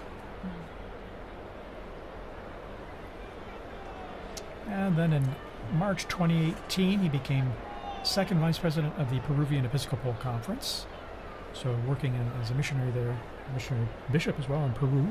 Here we're seeing these beautiful shots of the Vati drone there, of at the same level almost of those balconies, and all the cardinals kind of crowded in those balconies. And they look like they have the same anticipation that we do. Exactly. Any moment now, Pope Leo XIV will be appearing. Pope Leo XIV. Will be appearing from that balcony. Well, Leo XIV. Looking again at his predecessor, the person he took the name from before, Leo the 13th. He actually, Pope Leo XIII had the third longest papacy, verified papacy that we know of, behind Peter, the apostle, and then John Paul II. So one from way back in church history and one from our very recent history. Long live the Pope. Exactly. No, and even on the screens now you can see a lot of people climbing up on the what are they? The lampposts in St. Peter's Square. Anything to get a better view. Yes, just trying to get a good view of the new Pope. And there we have the cardinals. These are the cardinal electors, right? Mm-hmm, right. The ones that helped make this decision. Yes. Which, since we had 133 cardinal electors, then we had to have a majority of 89 cardinal electors to vote for cardinal. I found intriguing the fact that the voting takes place in the Sistine Chapel, where you have the last judgment. Right. So whatever you do, whatever you decide, that's between you and the Lord. Yes. Because the weight of the responsibility is so great. So very fitting, very telling, eh? Well, and before you came in, Father Paul, Dr. Liz Lev was talking about the Pauline Chapel, and that's where the new Pope, now Pope Leo the 14th, when he will walk down this hallway in the chapel, and at the end of the chapel is an image of Peter crucified upside down, but the artist turned his head so that when the new Pope is walking down the hallway, Peter's eyes are following. Here we are. There we are. Pope Leo XIV is now Pope appearing, Leo XIV. coming to the central loggia of the Basilica. Very special moment. Very special moment. And here he is. There he is, And the applause going up, the greeting, the waving, big the smiles. How amazing. How amazing. And Dr. Liz Lev was also talking about the symbolism of the red that he's wearing. You know, it is a sacrificial role, and that is the symbol of the cloth that he's wearing right now. And we see this beautiful close-up view from the side there, at the same level as the loggia. Pope Leo XIV. Pope Leo XIV. Amazing. Smiling. Smiling And Pope, yes. you can see who wouldn't be taken by the moment. And I think going overcome through with his emotion. mind, the weight of Yeah. this responsibility. oh yeah, you can see it on his face. You can see it on his Absolutely. face. Amazing. After this, you're never the same person. No. And we're hearing the bands below, the mutual salute of the anthems, the hymns, the Vatican hymn and the Italian national anthem, as we do traditionally at the Easter and Christmas, as we've mentioned. And after this, now Pope Leo XIV, he will give a greeting and impart his first apostolic blessing, the Urbi et Orbi, to the city and to the whole world. So that blessing extends to everyone who is watching, everyone who is listening, your family, wherever you are. It's a great moment to prepare ourselves for this first blessing. This most solemn blessing, you can just feel and see the emotion on his face. Yeah.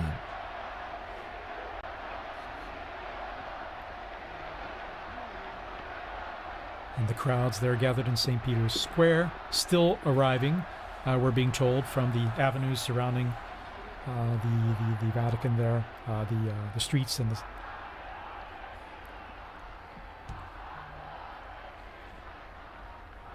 So just getting messages here, congratulations, God bless the Pope. And you can hear the chanting from the square. Long live the Pope. Viva Yeah. Papa. Viva Papa. Viva el Papa.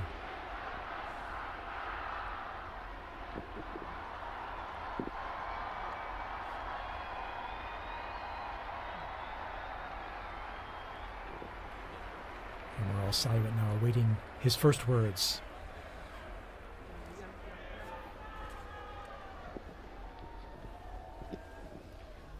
La pace sia con tutti voi.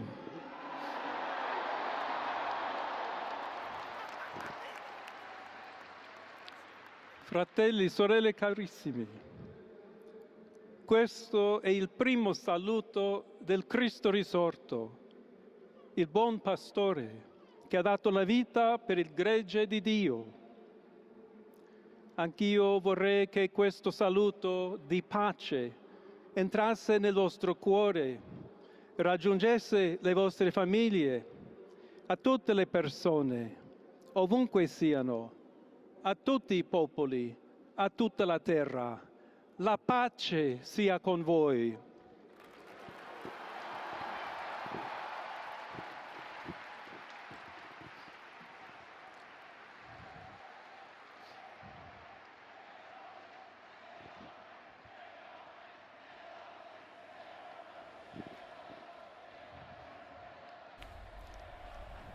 We're just hearing the first words of Pope Leo XIV. As he continues, words. He's asked everyone to, brothers, Questa è la pace di Cristo risorto. this is the peace Una of the risen pace Christ, disarmata e una pace disarmante.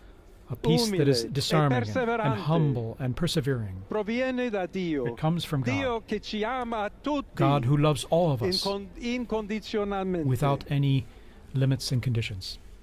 Ancora conserviamo nei nostri orecchi And quella voce debole ma sempre we still coraggiosa have the sound di in our Papa ears of Francesco, the weak che voice of Pope benediva Francis, Roma. who was blessing Rome here.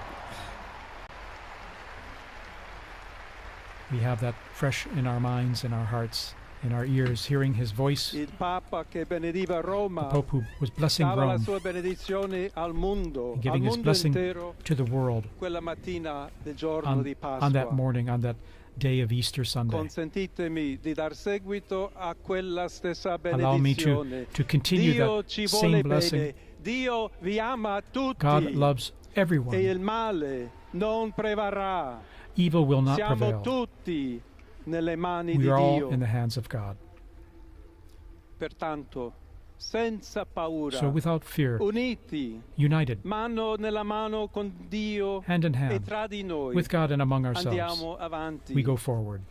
Siamo discepoli di Cristo. We are disciples of Christ. Cristo ci precede. Christ goes before us. Il mondo ha bisogno della sua luce. The world needs his light.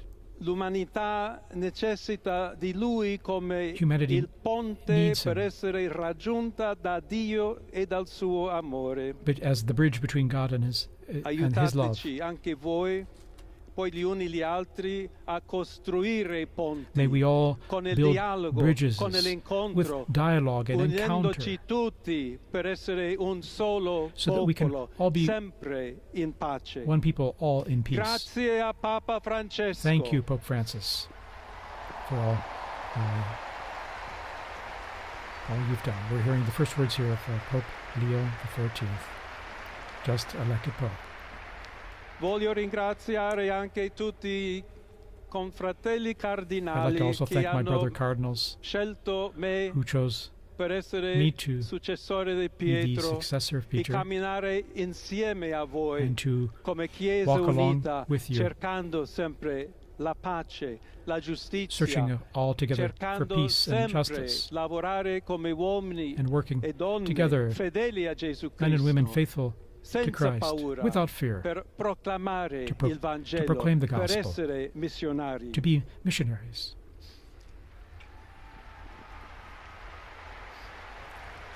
Pope Leo offering these initial words, which we're just translating on the fly here. Un figlio di Sant'Agostino, I'm a son of Saint Augustine, Agostiniano, and I'm an Augustinian che ha detto: con voi sono cristiano who said, e per voi vescovo. with you I In am a questo Christian, and senso for you I am possiamo a bishop. tutti camminare So insieme may we all verso quella walk together patria towards that, la quale Dio ci ha preparato. to the place that God has prepared for us. May we walk together, Alla accompany each Chiesa other. To the Church di Roma, of Rome, un saluto speciale. a special greeting. As Bishop of Rome, of course, a special greeting. Dobbiamo cercare insieme come essere We've una got to chiesa look missionaria, at how we can together be a una missionary chiesa church, che costruisce i ponti, a church that il builds dialogo, bridges, sempre aperta a ricevere, that is come that questa is always piazza open con le braccia to receive aperte, a tutti, everyone, tutti coloro just che like in hanno this square, bisogno to receive della everyone, nostra to welcome carità, la everyone, nostra presenza, our il charity, dialogo, our l'amore. dialogue and love. Y se me permiten también una palabra, un saludo And now, a greeting in Spanish. Please allow me here to a todos aquellos, y en modo particular a mi querida diócesis de Chiclayo en el So Perú, to all of you, but especially to the people of my diocese of Chiclayo in Peru, donde un pueblo fiel ha acompañado a su obispo, ha compartido su fe y ha dado tanto para where we seguir had such faithful siendo people accompanying iglesia fiel the de bishop, and we Jesucristo. had such faithful A people tutti voi, helping the fratelli e bishop. sorelle di Roma, d'Italia, di tutto il To mondo, all of you, vogliamo essere the people una of chiesa Rome and of Italy, sinodale, una chiesa che cammina, una chiesa che we need to cerca be a sempre la synodal pace, church, a cerca church that's a sempre la pilgrim, carità, cerca that sempre shows di essere charity vicino always, specialmente a coloro che soffrono. and especially is charitable to those who are suffering. Oggi Today, il giorno della supplica alla Madonna di Pompei. today is the day of praying to the Nostra Madonna of Madre Pompeii. Maria vuole sempre camminare con noi, stare Our vicino, Blessed Mother Mary always aiutarci wants to con be la sua close to us. intercessione, il suo amore. She always Allora wants to vorrei pregare intercede for us insieme a voi. through her love. Preghiamo insieme So per questa nuova missione, let us pray together però for per this new tutta la mission, Chiesa, for per la all of the pace nel church, mondo. for peace in the Chiediamo world. questa grazia speciale that she will Di help Maria, us get give nostra us a madre. special grace, our mother. Ave Maria, piena di grazia, Hail Mary, il full of Signore è grace, con the te. Lord is with you. Tu sei benedetta fra le You are donne, blessed among e women, benedetto è il frutto del and tuo blessed is seno, the fruit Gesù. of your womb, Jesus. Santa Maria, Holy Madre Mary, di Dio, Mother of God, prega per noi peccatori, pray for us sinners, adesso e nell'ora now della and at the nostra end hour of our morte. death. Amen. Amen. Pope Leo XIV there. Pope Leo XIV, very interesting. A few themes coming out already there from his first piece, talking about peace. Indeed, saying a greeting of peace. May my greeting of peace enter into your hearts and reach your families. All people, wherever you are, all peoples of the entire planet. May peace be with you. God's peace be with you, he said. And here we see him in his, after having given that opening and beautiful words. Continuing to all. also the message of Pope Francis, where he even said in Spanish and Italian, tutti, tutti, Il tutti, Santo todos. Padre Leone, a tutti I fedeli presenti And so And the Pope, Holy e a Father, Pope quelli che Leo, and ricevono la sua to all people benedizione in a the mezzo square della and all radio, della receiving, televisione e or delle hearing this altre tecnologie through di new technology, comunicazione, online, everywhere. concede l'indulgenza Offers plenaria his, nella forma the stabilita plenary dalla indulgence Chiesa. in the formula established by the Preghiamo Church. Dio We pray Onnipotente to Almighty God perché conservi a that- lungo il that Papa a he may guida della keep the Pope Chiesa e conceda and pace e protect him unità alla Chiesa and in guide the tutto Church il mondo. and the entire world. Now he'll give this most solemn blessing to the entire world, to all of you joining us. to everyone. So we now prepare ourselves to receive this solemn blessing wherever we are, at home, in your car, at work, wherever you are. Sancti Apostoli Petrus et Paulus, de quorum potestate et auctoritate confidimus, So ipsi intercedant pro nobis ad the Dominum. holy apostles Peter Amen. and Paul, Precibus et meritis Beate Mariae semper Virginis, and we also Beati pray Michaelis to the Arcangeli, Blessed Mary, Beati Ioannis Baptiste, to et Sanctorum Apostolorum Saint Petri et John- Pauli et Omnium Sanctorum, misereatur vestri omnipotens Deus, et dimissis omnibus peccatis vestris, perducat vos Iesus Christus ad vitam aeternam. Indulgentiam, absolutionem et remissionem omnium peccatorum vestrorum, spatium vere et fructuose penitentiae, cor semper penitens, et emendationem vitae, gratiam et consolationem Sancti Spiritus, et finalem perseverantiam in bonis operibus tribuat vobis omnipotens et misericors Dominus. Amen. Et benedictio Dei omnipotentis, Patris et Filii et Spiritus Sancti descendat super vos et maniat semper.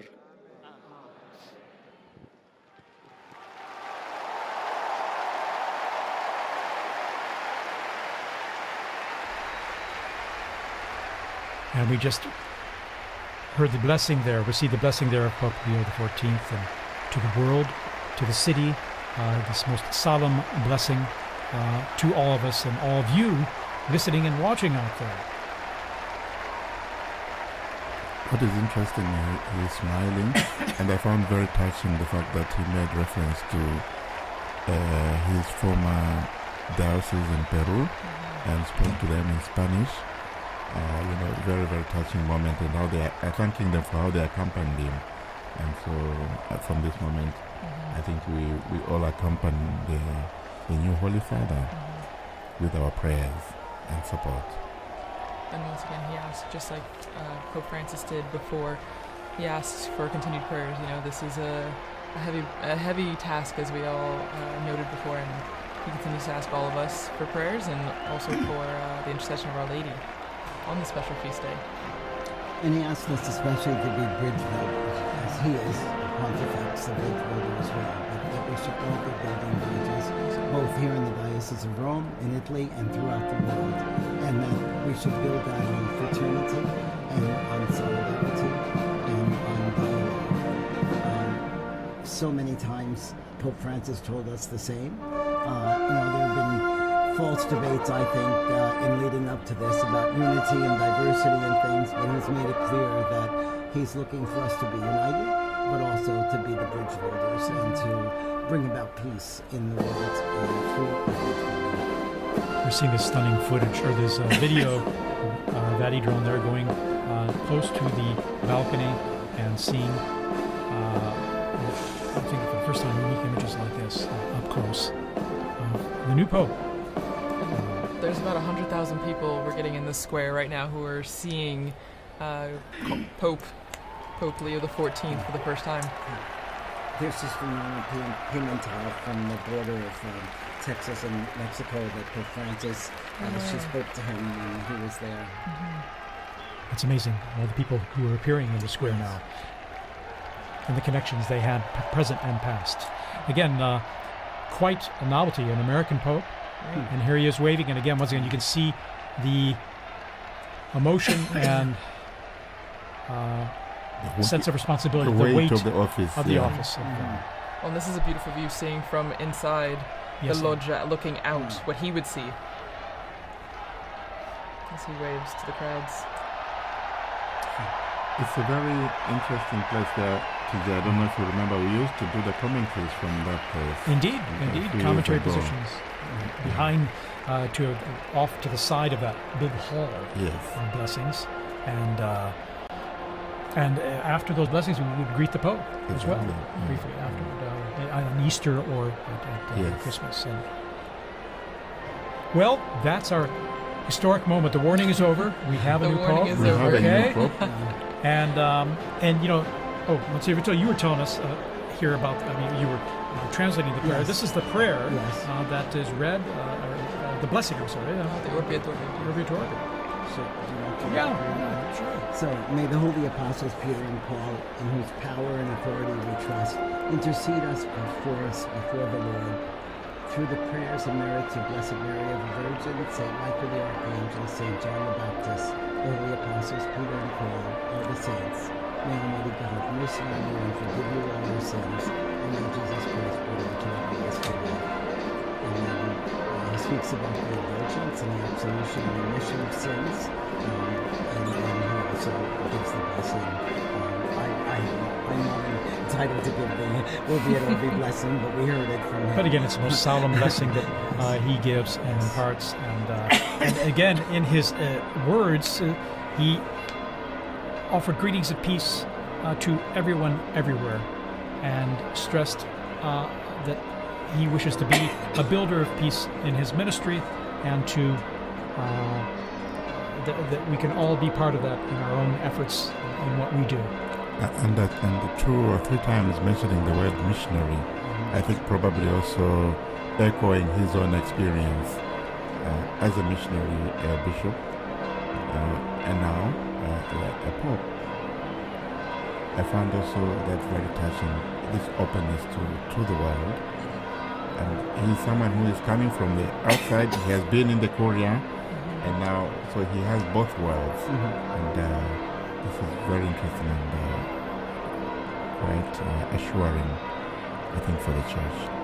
Well, and he comes from the Americas, so while he is an American by birth, being born in Chicago, he has connections to Peru, and so I think it's a beautiful continuity, between the two, the Americas right there. And as we see on the Vati drone, we're getting a good image of the apostles lined up on St. Peter's, the facade there, and you still see the massive crowds that have gathered, over at least 100,000 people, both in the piazza right there and beyond, past the Conciliazione and our office even. Indeed. And then, again, that embrace of the 2 colonnades is just unique. It has a warm feeling to it of welcoming and embracing those present there in the crowds. Now, we're going to try and go back down on to the square there to our own Joseph Tulloch, our in the roving square. Journalist. Our roving reporter. We're trying to connect with him. Again, it happens that the cell coverage there gets pretty saturated, even if it's pretty extensive. So we're waiting to link up with him to get some direct feedback from him. But while we wait for that, as you were just mentioning, TJ, about the arms of the colonnade, and that ties in perfectly with what Pope Leo XIV was talking about also in his Urbi et Orbi, the blessing and the greeting, where he speaks about we need to be welcoming to all people, tutti tutti tutti, todos todos todos, and so it continues. I mean, you get that welcoming embrace from the square, but then also from our new Pope, which is a continuity also from the late Pope Francis, who initiated that, with his famous line, todos todos todos. Exactly. Everyone is welcome. It was interesting that he said, "For you, I'm a bishop. With you, I'm a Christian." Yes, that was really beautiful. A quotation from St. Augustine, I think, yeah? Well, and it's true. It's a nice, it's a good way to identify himself. That we're all Christians, but he's also a shepherd when he was a bishop, but then now as the Bishop of Rome and the head of the Catholic Church. Again, embracing everyone, inviting everyone, basically underscoring the unity that brings us together, both Christians, non-Christians, everyone. And it means, TJ, we are going to see that unity you are talking about in the synodality, because he did refer to synodality as well. He did, and that word meaning talking to, hearing everyone's opinion and dialoguing together, listening to one another. That's what, in a sense, the basics of synodality in terms of listening to one another and seeing where we can talk about things and come to understand one another and where we're coming from and maybe the best way to go forward together. And we're going to be on, just to let you all know, we're going to be on the air here for a little while longer, at least another, probably about an hour here, to provide more updates on what's happening and trying and to connect to St. Peter's Square there with our own Joseph Tulloch. We're trying to get through there, and once we get through, we're going to chat with them and get some a sense of what it's like out there. I mean, the crowds are still there, although the square is slowly starting to empty now. And we're seeing the bands there that just performed earlier leaving. And again, an incredible moment. It's amazing to have a pope from North America, from the United States, but one who's also lived and worked internationally, as we mentioned, Peru, and then here at the Vatican. In fact, his Italian is very fluent. We're going to take a little break here, a little musical interval, and we're going to come back just shortly here. So stay tuned.